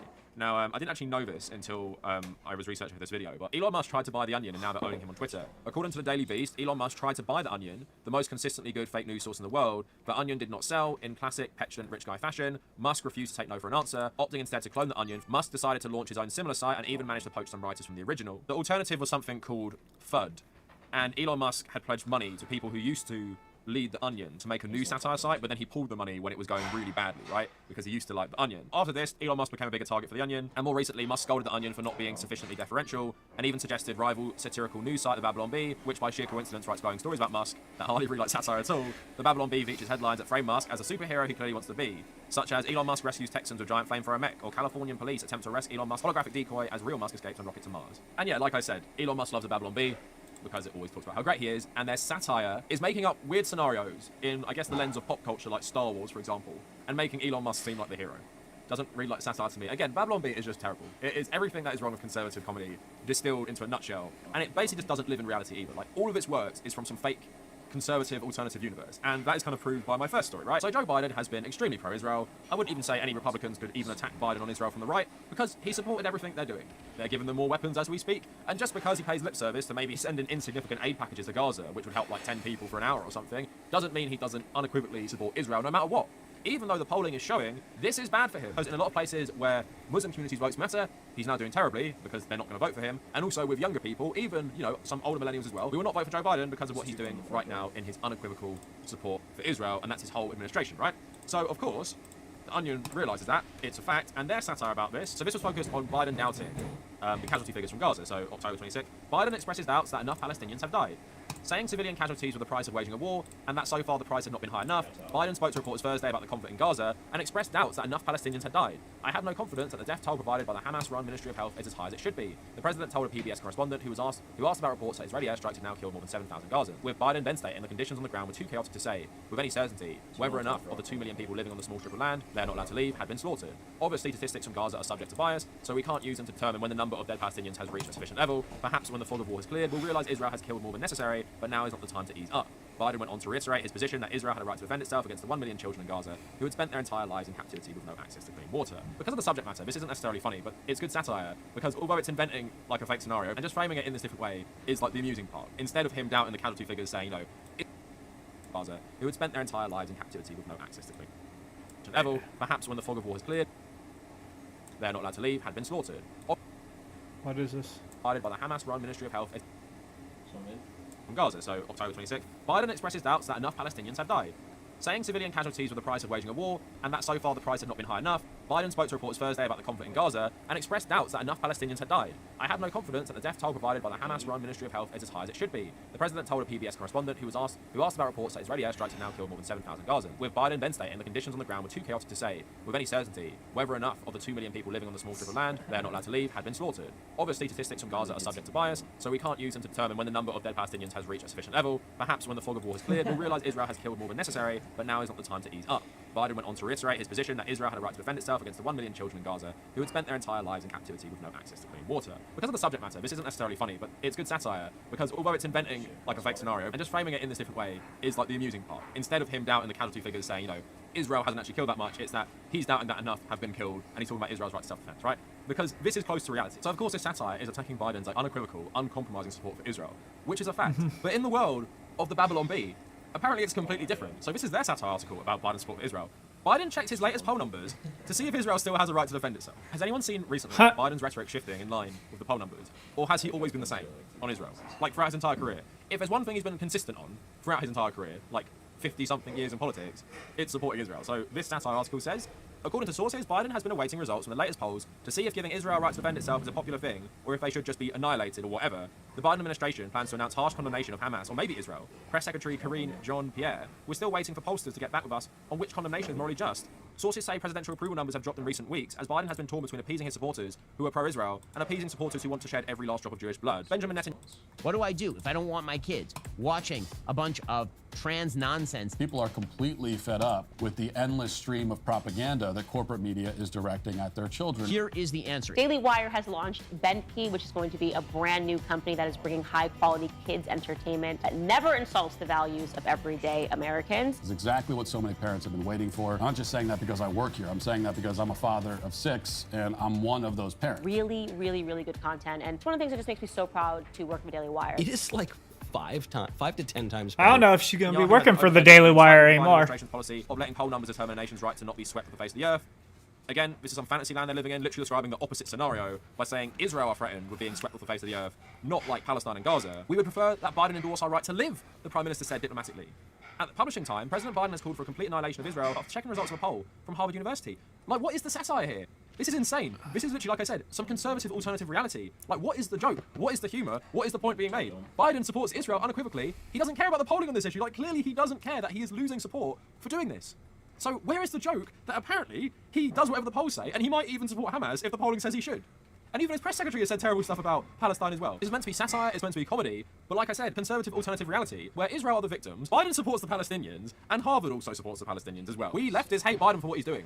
If he turned around and started following the poll numbers Harvard and does. actually went against Well, a Israel lot of based on people polling, in Harvard well, do. we'd like that. I This don't was know written if like Harvard last week as well, by the way. specifically So now does. let's talk about Rashida Tlaib being censured by Congress. So House votes to censure 66% of Americans for anti-Semitic support of a ceasefire, right? Because a ceasefire is very popular. It's what Rashida Tlaib advocated for, and that's why Congress will target her. So the article says, pushing through the measure in response to recent nationwide opinion polls, the House of Representatives voted Thursday to censure 66% of Americans for their anti-Semitic support for a ceasefire in Gaza. Today, the censure sends a clear message that our Congress will not tolerate the dangerous calls for peace perpetrated by 80% of Democrats and 50% of independents and 56% of Republicans, says House Speaker Mike Johnson, who further added that elected officials could not continue to turn a blind eye to roughly 225 million out of 340 million Americans who expressed the bigoted view that Israel's attacks on Palestinian civilians should end. In a clear vote of 234 to 188, Democrats and Republicans stand united in our belief that the vast majority of Americans cannot continue to spread hate by acknowledging that a war that has claimed the lives of over 10,000 Gazans, most of them women and children, might be bad. While we believe in free speech this time, an overwhelming number of US voters have taken it too far. At press time, Johnson could be heard admonishing Americans and warning that if they continued their anti-Semitic calls for a ceasefire, they would be expelled from the country forever. So again, that's a good satire article playing on what happened to Rashida Tlaib, because she hasn't said anything anti-Semitic, she keeps calling for a ceasefire, but apparently Republicans and Democrats both think she is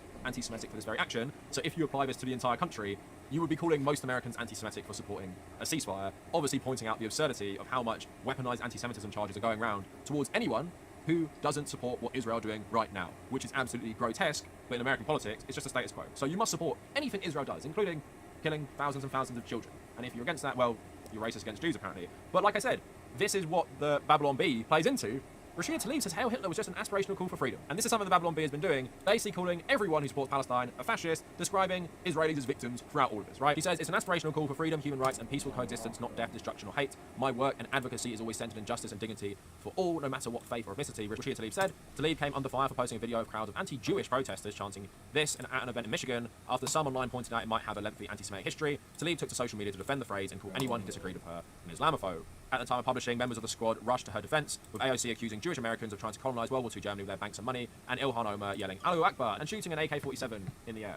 So again, very racist on one hand, targeting Rashida Tlaib like she's some sort of anti-Semite, because this outlet is extremely pro-Israel, like the racist thing about Ilhan Omar at the end with the AK-47, and also something the Babylon Bee keeps doing, they keep conflating Zionism with Judaism throughout all of it. So all pro-Palestine protests are actually protests against Jews in general, right? Not just Israel, which is insane because even super conservative Jews are against Israel. It's not just woke secular Jews who aren't against Israel, and of course there are millions of Jews who do not agree with Zionism. So it's super dangerous what they're doing, but also super racist. But also, what is the joke?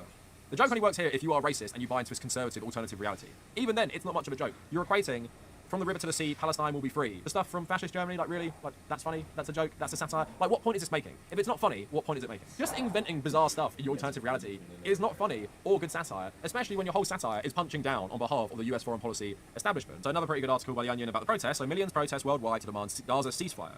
Pro-Palestinian demonstrators staged protests in London, Berlin, Istanbul and Washington on Saturday to demand a ceasefire in Gaza, where health officials have said over 10,000 Palestinians have been killed in Israeli airstrikes. What do you think? Leon says, I need to hear from the pro-war crimes crowd before I can judge. Alicia saying, this is pretty rude considering how many apartheid supporters they're making uncomfortable. Adam saying, seeing people marching for a better, more peaceful world like this makes me sick. But yeah, just like normal, The Onion is basically satirising people like the Babylon Bee. This is insane. 8 years after Hitler failed, Nazis finally seized London. And this is talking about the London pro-Palestine protests, right? So I've been to two of these. I was at this one, actually, this is talking about. When I was there, I was thinking the absolute hysteria whipped out about these marches is insane. They're literally the most peaceful and chill thing ever. There's no atmosphere there. There's no tension. You're just walking and people are chanting stuff. Chanting stuff like, you know, from the river to the sea, Palestine will be free. Chanting Rishi Sunak is a waste man. There really isn't any sinister elements to these marches, right? And to characterize them like this is just utterly insane. But again, this satire is just completely invented. It's dangerous as well because it normalizes this perception that people pro-Palestine don't like Jewish people, right? So it says, 80 years after Hitler's failure, the Nazis have seized London. His dream has finally come true, said John MacDonald, watching Piccadilly overrun with fascists. Though resistance to the Blitz, London ultimately fell without a single shot being fired. Then March organizer Duncan Richards, well, technically shots were fired, but they were at some elementary schools in Israel 1,000 miles away. At publishing time, the London mayor was warning the Jewish community to refrain from engaging in hateful Nazi phobia. So again, this is insane because what is the joke, for one thing? And if it's a satire, what is your point? Your point is that all pro-Palestine marches are fascist. And do you know what blows my mind as well? there was a fascist march at the same time. I actually have a video of me walking to the pro-Palestine protest while loads of riot vans were going the complete opposite direction. Do you know why? Because the only violence on the day was done by fascists who started attacking police nowhere near the pro-Palestine march and then walked over to the pro-Palestine march and tried to attack pro-Palestinian protesters. And guess who was among them? Tommy Robinson, who was actually a fascist who supports Israel.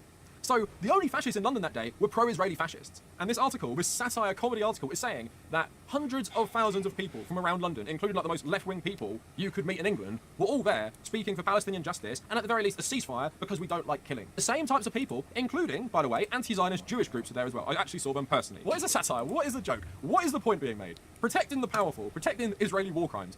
That is your satire? Those are your jokes? So now we get to the issue of doctors in Gaza. So what I don't think a lot of people understand, and this is the truth of the matter, Israel do not make a distinction between enemy combatant and civilian. And if you hear the rhetoric from Netanyahu and the members of the government, that is very clear. So when they start saying that, oh my God, we had to destroy some sort of civilian infrastructure, whether that be someone's house, a school, or a hospital, they will say, oh, it was an insurgent base underneath there. You know, could be Hamas, could be one of the other groups as well. They always say this. There is a base there. Therefore, you know, because there's a base there, and apparently they have these very sophisticated underground tunnels. So I don't know why destroying the hospital actually affects them too much. But anyway, they say we have to destroy the civilian infrastructure. And we'll give you a warning of like 5 minutes, but then we'll still target civilians. And you see that right now. They've been talking about Israeli snipers targeting people trying to flee these hospitals. So yeah, it's pretty clear to anyone with a brain what is being done right now in Gaza. The Israeli government trying to complete their own version of Manifest Destiny, right? If you sincerely think this is a war against insurgency and whoopsie, they're suddenly killing like thousands of civilians, then you're just super naive. The Onion has a pretty good satire of this. Israel warns Gaza still harboring hundreds of doctors, explaining why they had to continue airstrikes and launch a ground offensive in the Palestinian enclave. Israeli officials warned Monday that Gaza was still harboring hundreds of doctors. It is repugnant to demand that Israel cease hostilities when there are still hundreds, if not thousands, of surgeons, oncologists, and pediatricians lurking within Gaza, said Israeli Defense Minister Yoav Gallant, adding that many of these devious physicians relied on a network of tunnels, streets, and hospitals to provide medical care. We cannot rest until every last Gazan medical professional has been wiped from the face of the earth, their families too, as we can't take the chance that the son or daughter of one of these doctors is inspired to one day become a doctor themselves. Obviously, criticising Israel in two ways. This is the language they use when describing why they go after, you know, Hamas insurgents and have to destroy their whole family, basically, because they're all complicit. But of course, they've also been targeting doctors, journalists, basically anyone they view as complicit, which is pretty much every single person, even children if you listen to some people in the Israeli establishment. So yeah, it's good satire because it's challenging the powerful and using this fictitious scenario to make a very true point and to expose the absurdity of their war, right? So it's good satire in that way. Like I said, it's hard to find a lot of these articles humorous because it's depressing, because what it's telling you is the truth through this lens of satire. And let's see how the Babylon Bee are covering the same issue of Israel targeting hospitals and doctors. So they say, Hamas says that all the AK-47s found in Gaza hospital were strictly for medicinal use, as reports come in that the IDF had discovered a Hamas weapons depot hidden in a children's hospital. The spokesman for Hamas was adamant that all of the AKs found in the hospital were for medicinal use only. These were clearly medical machine guns, said Ali Mohammed al-Mohammed. By confiscating these weapons, they're depriving sick children of the life-saving medical care that these rifles, rockets, and bombs provide. Only people who are truly heartless would take away these weapons away from children who are ill. As Israel continues to receive a mixture of support and criticism for its ongoing offensive, the discovery of the weapons in a children's hospital is a sobering reminder of what the IDF is up against. When pressed on the matter, the Hamas spokesperson refused to admit the weapon stockpile was for use in the war. Why would we highlight weapons in a building of innocent children? That's ridiculous. We only allow essential life-saving therapeutic weapons in the children's hospital. We're not monsters. At the publishing time, Hamas has sent a formal request to have all of the weapons returned to them immediately. We really need them back. I mean the sick children, of course. So what they're doing with their funny satire is basically making the point that, oh, it's actually okay for Israel to target hospitals because there might be weapons in there that these insurgents use. Also, it's pretty clear to everyone, Israel don't care about civilian casualties. They will just say there's something there to destroy this infrastructure. Yeah. They view all the people as guilty, but they also believe it's like a total war. There's a reason Netanyahu and others keep talking about Dresden. This RAF bombing in World War II, they keep talking about it because it targeted, obviously, civilian and military infrastructure. Also, not forget it was used by Joseph Goebbels as propaganda. Netanyahu keeps promoting this version of Dresden, but at the same time, they're making the point that you did this in World War II because you had to, and we have to too. And what that article is doing is basically saying, well, they're right to. Because if you don't do it, then how are these people going to stop? They're hiding the weapons because they think Israel have a sense of humanity and won't attack a hospital. But as we've seen, they definitely don't have a sense of humanity when it comes to Palestinians, and they will attack the hospital, and they're currently doing it right now. But yeah, great satire, just carrying water for the powerful's narratives while they massacre thousands of children. But then I'm not going to read these ones, but they're just insane to me. Having stuff about pro-Palestinian protesters, loving Kanye West, but didn't your fave, you know, Elon Musk like Kanye West? Talk about Harvard being super anti-Semitic, despite the fact the president has recently said from the river to the sea is actually anti-Semitism, and it talks about this president in the article, which again absurd. Palestinian protester tries to argue with skinhead, but they agree on everything. Well, I think you'd find a lot of these skinhead types like Tommy Robinson actually do like Israel as well. So yeah, that is how both of these satire outlets are covering the war. One knows what it's talking about and is using the satire to make points with either absurd situations or fictitious situations that basically just reveal the reality of what everyone knows if you have even half a brain about what Israel are doing, whether that's, you know, targeting doctors, whether Joe Biden is just supporting them no matter what. Like, we know all these things. Well, the Babylon Bee lives in an alt dimension, and their attempts at satire are just propaganda for the powerful. And they're not funny either. They're just absurd and stupid and don't make any point. Like, even from a conservative point of view, like, what is the point? And that's why conservative comedy can't be funny, because although we're tackling more serious issues in this video, like Palestine stuff, it just shows you because they're so subservient to power, they won't criticize the powerful. So in their worldview, Israel are the victims, and everyone who supports them is good. and everyone who supports Palestine is actually a fascist, despite the fact most Western fascists actually support Israel because they hate Muslims. But anyway, that's the alternative reality of the Babylon Bee. And why The Onion has got such a good reputation for its satire is that it uses the absurd, it uses fictional scenarios to make a point that is real, and people can relate to, and people can acknowledge, yeah, like you're cutting through all of this, using this scenario to basically call out the powerful. And that's what makes it funny, and that's what makes it relevant, because it's actually like an important political voice in many ways. Where, like, what even is the Babylon Bee? Just fan fiction for conservatives to feel good about themselves. And conservatives are such snowflakes. The only people they willingly go after on this is Donald Trump sometimes, because they like Ron DeSantis and they like Elon Musk, right? Those two don't necessarily love Donald Trump. That's pretty much the only people they go after. This is aimed at, like, Ron DeSantis supporting middle-aged nerds. It's just embarrassing, it's cringy, and I can't even imagine, like, the people who work there, to be honest, like, thinking any of this is good. But anyway, let me know what you guys think down in the comments, and if you made it this far, thank you for watching. Spectrum Business is made to work, just like you. Made to sell out even when the lights go out, with wireless internet backup. And made to keep you working with Spectrum Complete connectivity and reliability. It's a hit. Spectrum Business, made to work. Why asking questions and quoting Bible verses about peace warrants a call to resign from Daily Wire. There should be more room in the conservative movement for disagreement. We can do better than this. Oh, yeah. I agree with Charlie. Yeah. So Well, that was the last golly. one. Well, yeah, that is pretty scary, man. I actually like Ben, you know that.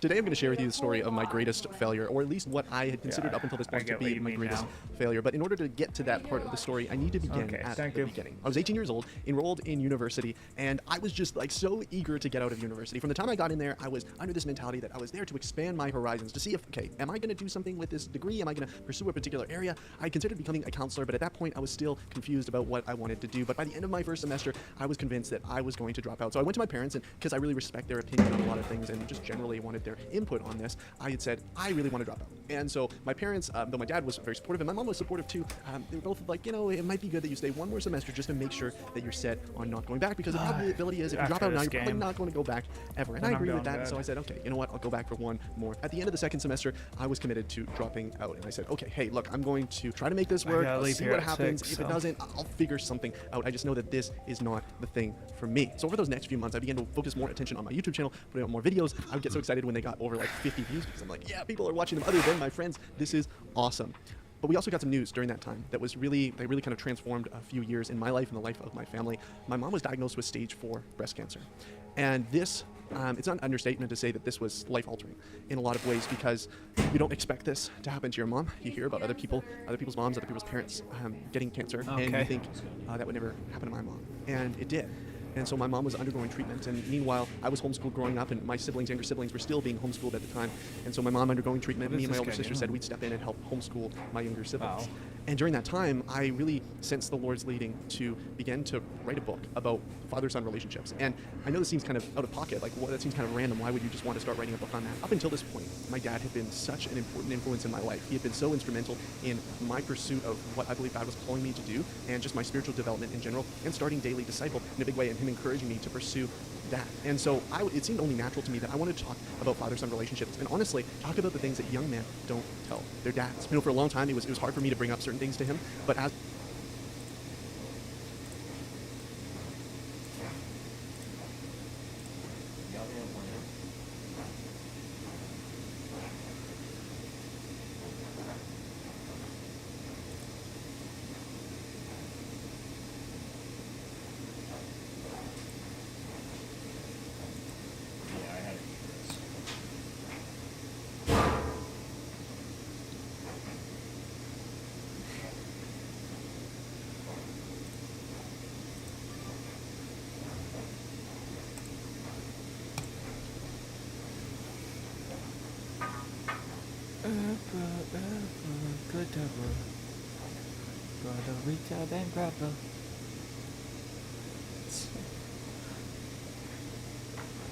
as we grew closer and closer, I just began to understand the benefits of opening up to him in this way and us having this more close relationship. And I wanted that for other sons. I wanted that for other fathers to be able to grow together. So I began to write this book throughout my mom's cancer treatment and homeschooling my younger siblings as well. Thankfully, by God's grace, my mom's healed. Amazing. Cancer-free. It's such an amazing, exciting, I could shoot multiple videos on that whole journey as well. I finished my book, and I was so excited about it. I run kind of a self-publishing Kickstarter to help raise money so I could actually self-publish the thing. And in October of 2019, I believe it was, I published it. And not too long after that, we all kind of know what happened to our world and things shut down. Before that, I'd been to one conference and I sold my book there. It was very fun, and so I sold it. A bunch of people picked it up, and that was awesome. But then that world event happened, and that kind of shook things up. There was also some discouragement around my book, and I began to kind of just bury it. I was like, you know what? I'm not able to sell this in person to people, and I don't know. It's been a long time, so I just kind of let it die. And for a long time, I felt like that was my greatest failure, that I wrote this book that I was so excited about and am so excited about. And I told so many stories in it that I'd never shared before and told so many lessons.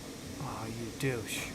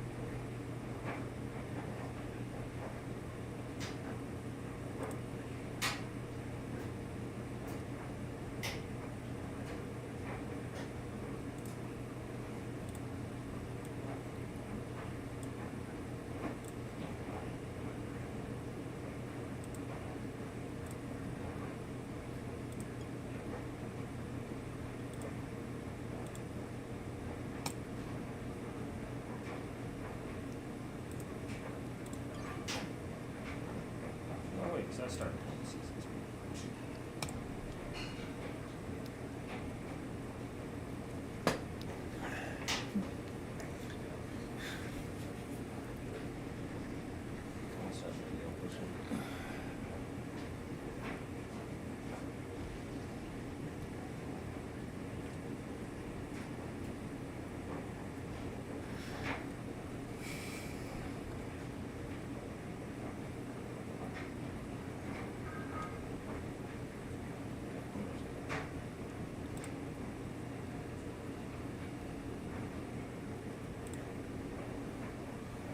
Hey, got a second? I'm going to show you how I got the flexibility to code, create, and experiment my way. Follow me. Let's dive in and start exploring. I signed up for an Azure free account and...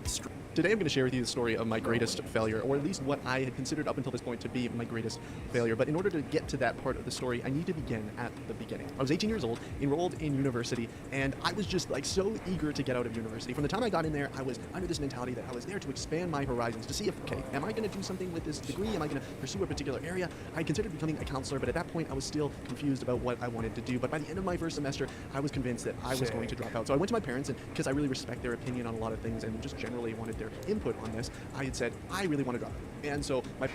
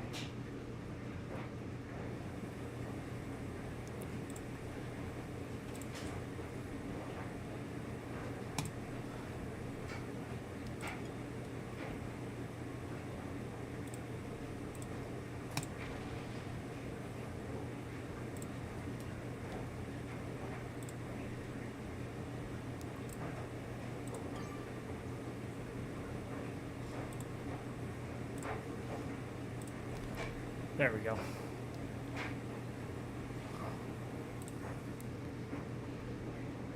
My parents, though my dad was very supportive and my mom was supportive too, they were both like,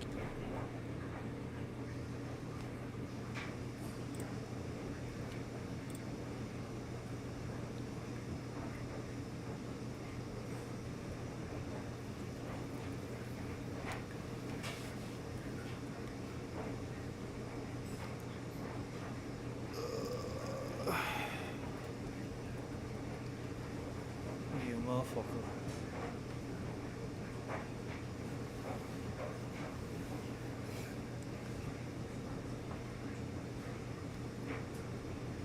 you know, it might be good that you stay one more semester just to make sure that you're set on not going back, because the probability is if you drop out now, you're probably not going to go back ever. And I agree with that, and so I said, okay, you know what, I'll go back for one more. At the end of the second semester, I was committed to dropping out, and I said, okay, hey, look, I'm going to try to make this work. I'll see what happens. If it doesn't, I'll figure something out. I just know that this is not the thing for me. So over those next few months, I began to focus more attention on my YouTube channel, putting out more videos. I would get so excited when they got over like 50 views because I'm like, yeah, people are watching them other than my friends. This is awesome.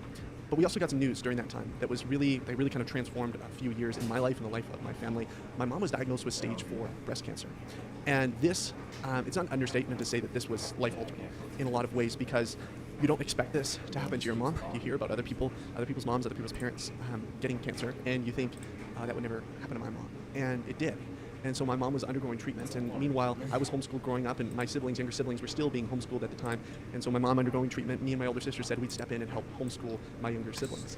And during that time, I really sensed the Lord's leading to begin to write a book about father-son relationships. And I know this seems kind of out of pocket, like, well, that seems kind of random. Why would you just want to start writing a book on that? Up until this point, my dad had been such an important influence in my life. He had been so instrumental in my pursuit of what I believe God was calling me to do, and just my spiritual development in general, and starting Daily Disciple in a big way, and him encouraging me to pursue that. And so it seemed only natural to me that I wanted to talk about father-son relationships, and honestly, talk about the things that young men don't tell their dads. You know, for a long time, it was hard for me to bring up certain things to him, but as we grew closer and closer, I just began to understand the benefits of opening up to him in this way, and us having this more close relationship. And I wanted that for other sons. I wanted that for other fathers, to be able to grow together. So I began to write this book throughout my mom's cancer treatment and homeschooling my younger siblings as well. Thankfully, by God's grace, my mom's healed. Amazing, cancer-free. It's such an amazing, exciting. I could shoot multiple videos on that whole journey as well. I finished my book, and I was so excited about it. I run kind of a self-publishing Kickstarter to help raise money so I could actually self-publish the thing. And in October of 2019, I believe it was, I published it. And not too long after that,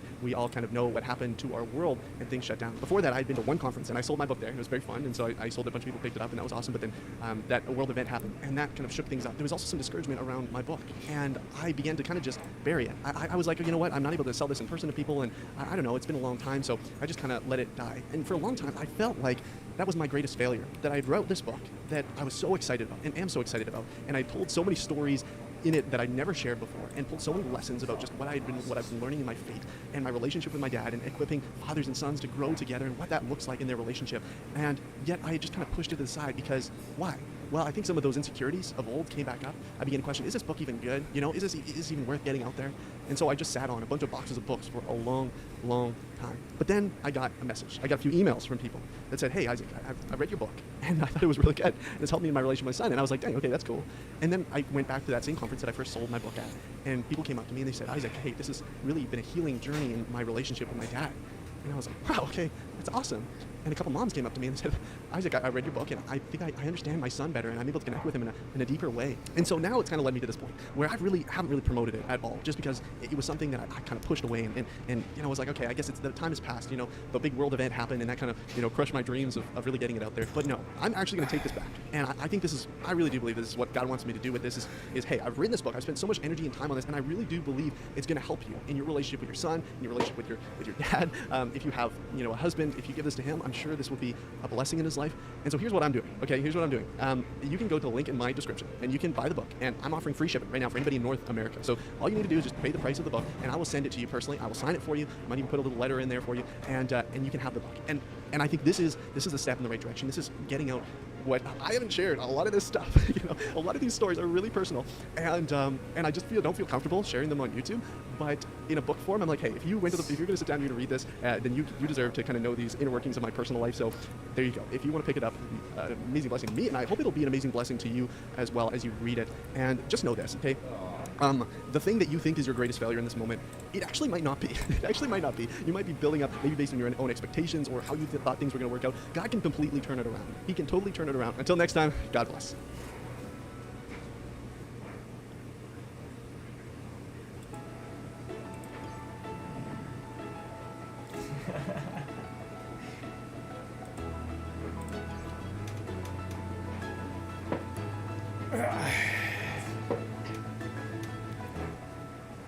Well, folks, our Congress is filled with clowns. I don't mean that figuratively. I mean, like, they probably, in their off hours, dress up with, like, the weird red hair and the honking nose, and they actually drive away in clown cars. What would a clown show in Congress be without Matt Gaetz? Yeah, that dude. He busts through the wall like a Kool-Aid man with his giant hair and his big teeth, and he's like, yeah! And he's ready to go. So this, what I love most about Matt Gaetz, seriously, is that his deep and abiding hatred of Kevin McCarthy is so extraordinary. It's, like, unbelievable. He's like, did someone say, he's 1,000 miles away.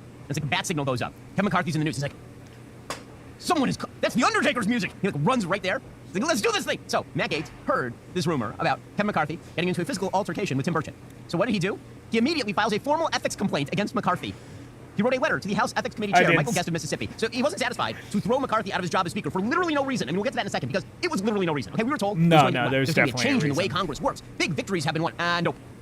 Nope. It turns out that Mike Johnson, again, really like Mike Johnson, thinks he's awesome. Also, Mike Johnson going to cut exactly the same deal that Kevin McCarthy was going to cut. Why? Because, again, incentive structures, folks. It's not about putting better people in Congress. It's about changing the incentive structure. And that comes chiefly from the electorate. So if you don't like your Congress people, maybe you should think seriously about not electing idiots. Anyway, Matt Gaetz immediately filed this. So the same House Republicans who didn't vote to, impeach Alejandro Mayorkas and who are about to pass a giant spending bill. Those same House Republicans, they're like, you know what? Matt Gaetz is like, I had to oust Kevin McCarthy. It was really important. And not only that, now that he's not the Speaker anymore, I'm gonna curb stomp that guy. He files an ethics complaint based on Kevin McCarthy supposedly elbowing Tim Burchett. It says Congress has seen a substantial increase in breaches of decorum, unlike anything we have ever seen since the pre-Civil War. Yes, when I think of congressional decorum, I think of Matt Gaetz. Yes, that great guardian of congressional decorum, who, I mean, literally wore a gas mask on the House floor in a vote about COVID. Now again, that's like funny and weird, but like, decorum from Matt Gaetz? What are we even talking about? What the hell? Like Sideshow Bob Show was like, we need decorum, yeah. There's too much clowning around. I wonder why. There's so many people who think that the Republican Party is a bunch of rubes and morons. Why? Why would they think that? I don't know. It's so confusing. What did we do? I don't know. Oh my God. Gaetz took Burchett's side. He said, I myself have been a victim of outrageous conduct on the House floor as well. That, of course, was in a reference to when House Armed Services Committee Chair Mike Rogers of Alabama lunged at Gaetz during the election of McCarthy as Speaker back in January. But nothing like an open and public assault on a member committed by another member. The rot starts at the top. McCarthy was asked about it. He said, oh, good. I think ethics is a good place for Gaetz to be. Which, of course, is a reference to the fact that Gaetz was actually facing an investigation from the House Ethics Committee himself. So things are just, they're going awesome. Here's McCarthy slamming Matt Gaetz. Again, the clown show just continues to, more clowns. We send in the clowns. Here we go.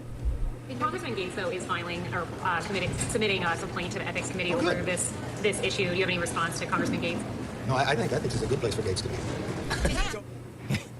And then he and Gaetz engaged in a duet. Isn't it rich? Aren't we a pair? Me here at last on the ground. You in midair. Where are the clowns? There should be.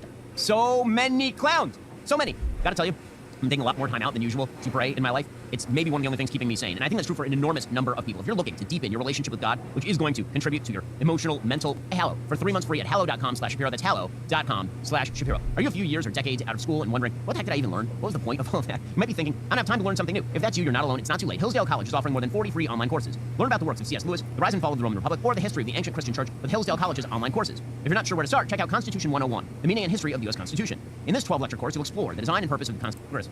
So, Jared Moskowitz decided to get into it with James Comer, so that went great. That was good. So here is what happened. This does involve a reference to a Smurf, which I'm here for. Here we go. But you and Goldman, who is Mr. Trustbud, continue to. Thanks for cleaning my time. No, I'm not going to give you your time back. We can stop the clock. You all continue to. You look like a Smurf here, just going around and all this stuff. Now, Mr. Chairman, hold on. If we're not on time, you have gone on TV and said the president did something illegal. You're doing stuff with your brother. The American people have the same question. Why should they believe you? Why should they believe you? Why should they believe you? There's a different rule for the president. There's a different rule for you. Why should they believe what you're saying, Mr. Chairman? Why? You go on Fox News and say loans, deals, or ways to evade taxes. We don't know that's what you're doing or not. We don't know. We have no idea. We're supposed to. Okay, they just go on like this. They're still going, so far as I'm aware. So basically, what happened here is that Jared Moskowitz, who, to be fair, is dressed like a Smurf. Like, you're Smurf-looking ass. Anyway, Jared Moskowitz, he was implying that Comer is corrupt. There's no evidence for that at all. And Comer goes back at him and calls him a Smurf. Things are just going great. So Mitch McConnell was like, I'm too old for this. Turtle, I'm too old for this. He was asked about the fact that everyone appears to be directly from Clown College. And he's like, I can't. I can't. As leader, what responsibility do you have to try to lower the temperature in the building right now? We have a senator on your side challenging a witness to a fight in a hearing. We have former Speaker of the House cold cocking a fellow Republican in the hall. I mean, what is your responsibility as leader to lower the temperature? Cold cocking? Like that story, Grim. Frankly, I hadn't heard what you just indicated. I can go on with one member calling another member a smurf Very in a hearing. difficult to control the behavior of everybody who's in the building. I don't view that as my responsibility. That's something that the Capitol Police have to deal with. Okay, so I'm just going to point out here that there is, in fact, a generational difference. Okay, like, whatever you think about McConnell, and I got real problems with McConnell. Whatever you think about Bernie Sanders, I have huge problems with Bernie Sanders. There is, in fact, a generation. Maybe, it's just occurring to me now. Maybe the reason we keep electing old politicians is because everyone who is between the ages, apparently, in Congress of like 30 and 60 is a child. Or they're acting like children. Maybe that's the reason. We're like, okay, fine, so that guy's not functional and he's super old, but at the same time, like, at least he's not threatening fistfights. At least he's not, like, engaging in Roadrunner cartoons here. We're such an unserious country because we've bred an entire generation of people who are fundamentally unserious about their jobs. And so the people who end up with the actual deal-making power end up being the old men in the back room, as it always was. Now, it used to be younger men in the back room, but now it's older men in the back room. They're like, we will promise to the world and call each other Smurfs and whack each other on the head with a rubber hammer. Beep! Like that's what we have now. It's just excellent. Are you tired of the lies and the twisted mainstream media talking points? Yeah, me too. Join me in my newest series, Fact, where I dismantle and bring truth to this tyrant mainstream agenda.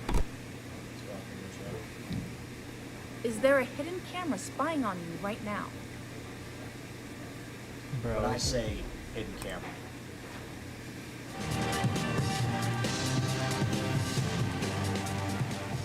The Daily Wire holiday party might be spicy this year, with commentators Ben Shapiro and Candace Owens continuing to feud over the proper response to the conflict between Israel and Hamas. In a recently leaked video, Shapiro criticized Owens for her, quote, absolutely disgraceful behavior on this subject. Let's watch. Yes, the question is about Candace Owens. I think her behavior during this administration. Without a doubt, she is not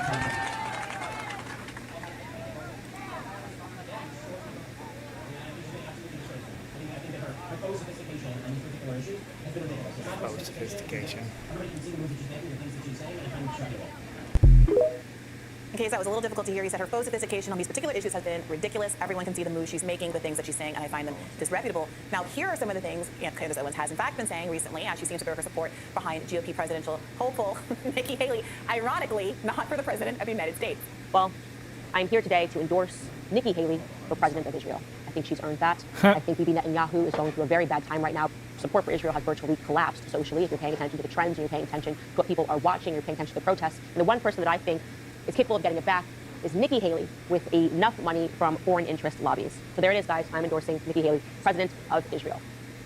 All right, she's clearly being tongue-in-cheek there, but the feud happening over there is on the right is not a joke. Apparently, shortly after the Ben Shapiro tweet started gaining traction, Candace Owens didn't respond directly, but she put out a tweet that many people are reading as a sub-tweet, as it were, where she says, "Blessed are the peacemakers, for they shall be called the children of God. Blessed are they which are persecuted for righteousness' sake, for theirs is the kingdom of heaven. Blessed are ye when men shall revile you and persecute you, and shall say all manner of evil against you." Yada yada yada. Obviously, saying that she's implying that she's rising above all of the negativity that's coming her way from Ben Shapiro. What do you make of this? You know, they have feuded in the past. I think it was over her closer associations with Kanye West, I believe, made Ben Shapiro uncomfortable, and he said so. You know, they're colleagues, and they should be able to disagree and even have, I guess, intense disagreements. I don't know if that fosters a good relationship the way that he put it. They do represent, you know, different strains on the right. There is the Ben Shapiro strain. Ben, you know, despite being he's very online, and he's very cogent of what, or cognizant rather, of where the energy is on the right. You know, very much railing against wokeness and COVID, et cetera. But on foreign policy, he is really a dyed-in-the-wool neoconservative. He's very hawkish, very pro-state of Israel, pro-continued funding for Israel. You know, back during the aughts, he was a major supporter of the Iraq War and other things. I think he often doesn't emphasize those things as much when wokeness and other subjects where he's more totally in line with conservatives, or where there's not that much dissension. It's easy to be that way, but then when things like what's going on right now are happening, again, he's clearly on the Nikki Haley side, the hawk side, whereas Candace Owens is more of the a side I would argue is more popular among young conservatives, the kind of new tide of conservatives in the post-Trump landscape, for being not for intervention. Candace Owens may have also been, I haven't been watching enough to know, but it wouldn't surprise me if she's been very critical of the state of Israel and what they're doing there. I don't know beyond that what she specifically thinks about the conflict, but there certainly is. There's a lot of conservatives who think, who don't want to get involved, who really think the U.S. should stay out of it, who thinks we should have learned that lesson from all the previous conflicts. You know, I mean, this is a part of the right that I have the most affection for. I put my views are on this are closer to Candace Owens than Ben Shapiro's.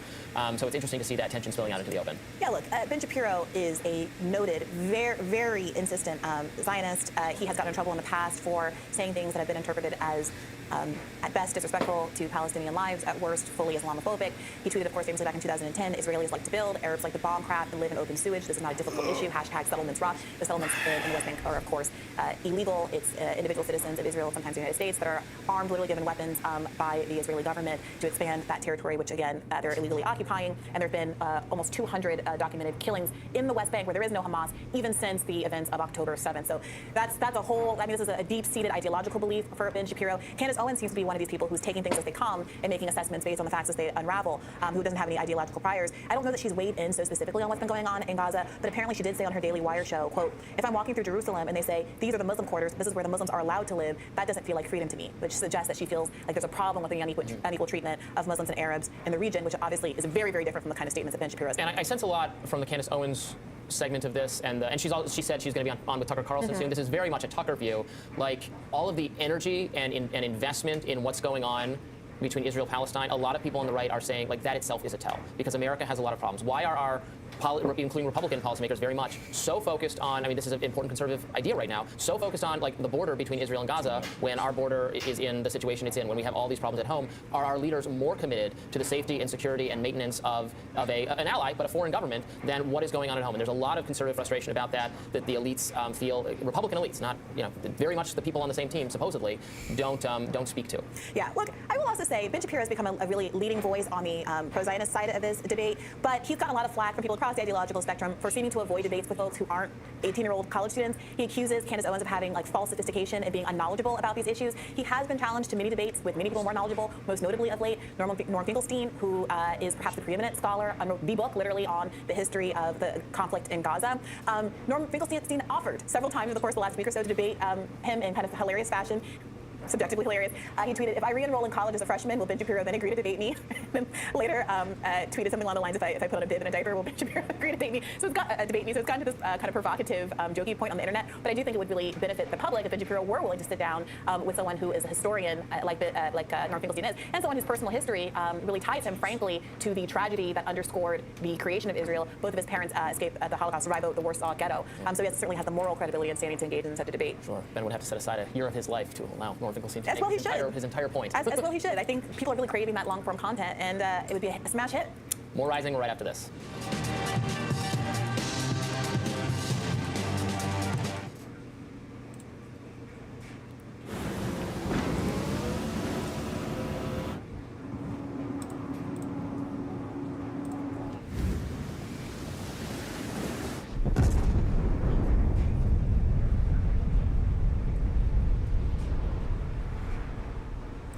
Ben Shapiro shreds Candace Owens over her take about a polarizing political issue, and Candace Owens claps back with a Bible verse? This is crazy. The infighting within the conservative arm of the internet.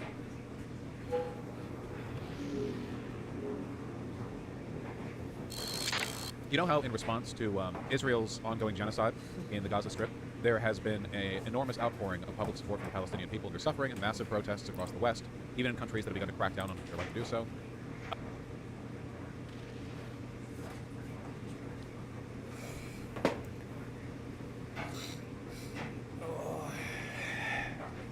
I think I'm just going to be done. There haven't been as many pro-Israel. I'm tired. I need to go to bed. All right. I'll see you guys later. Peace.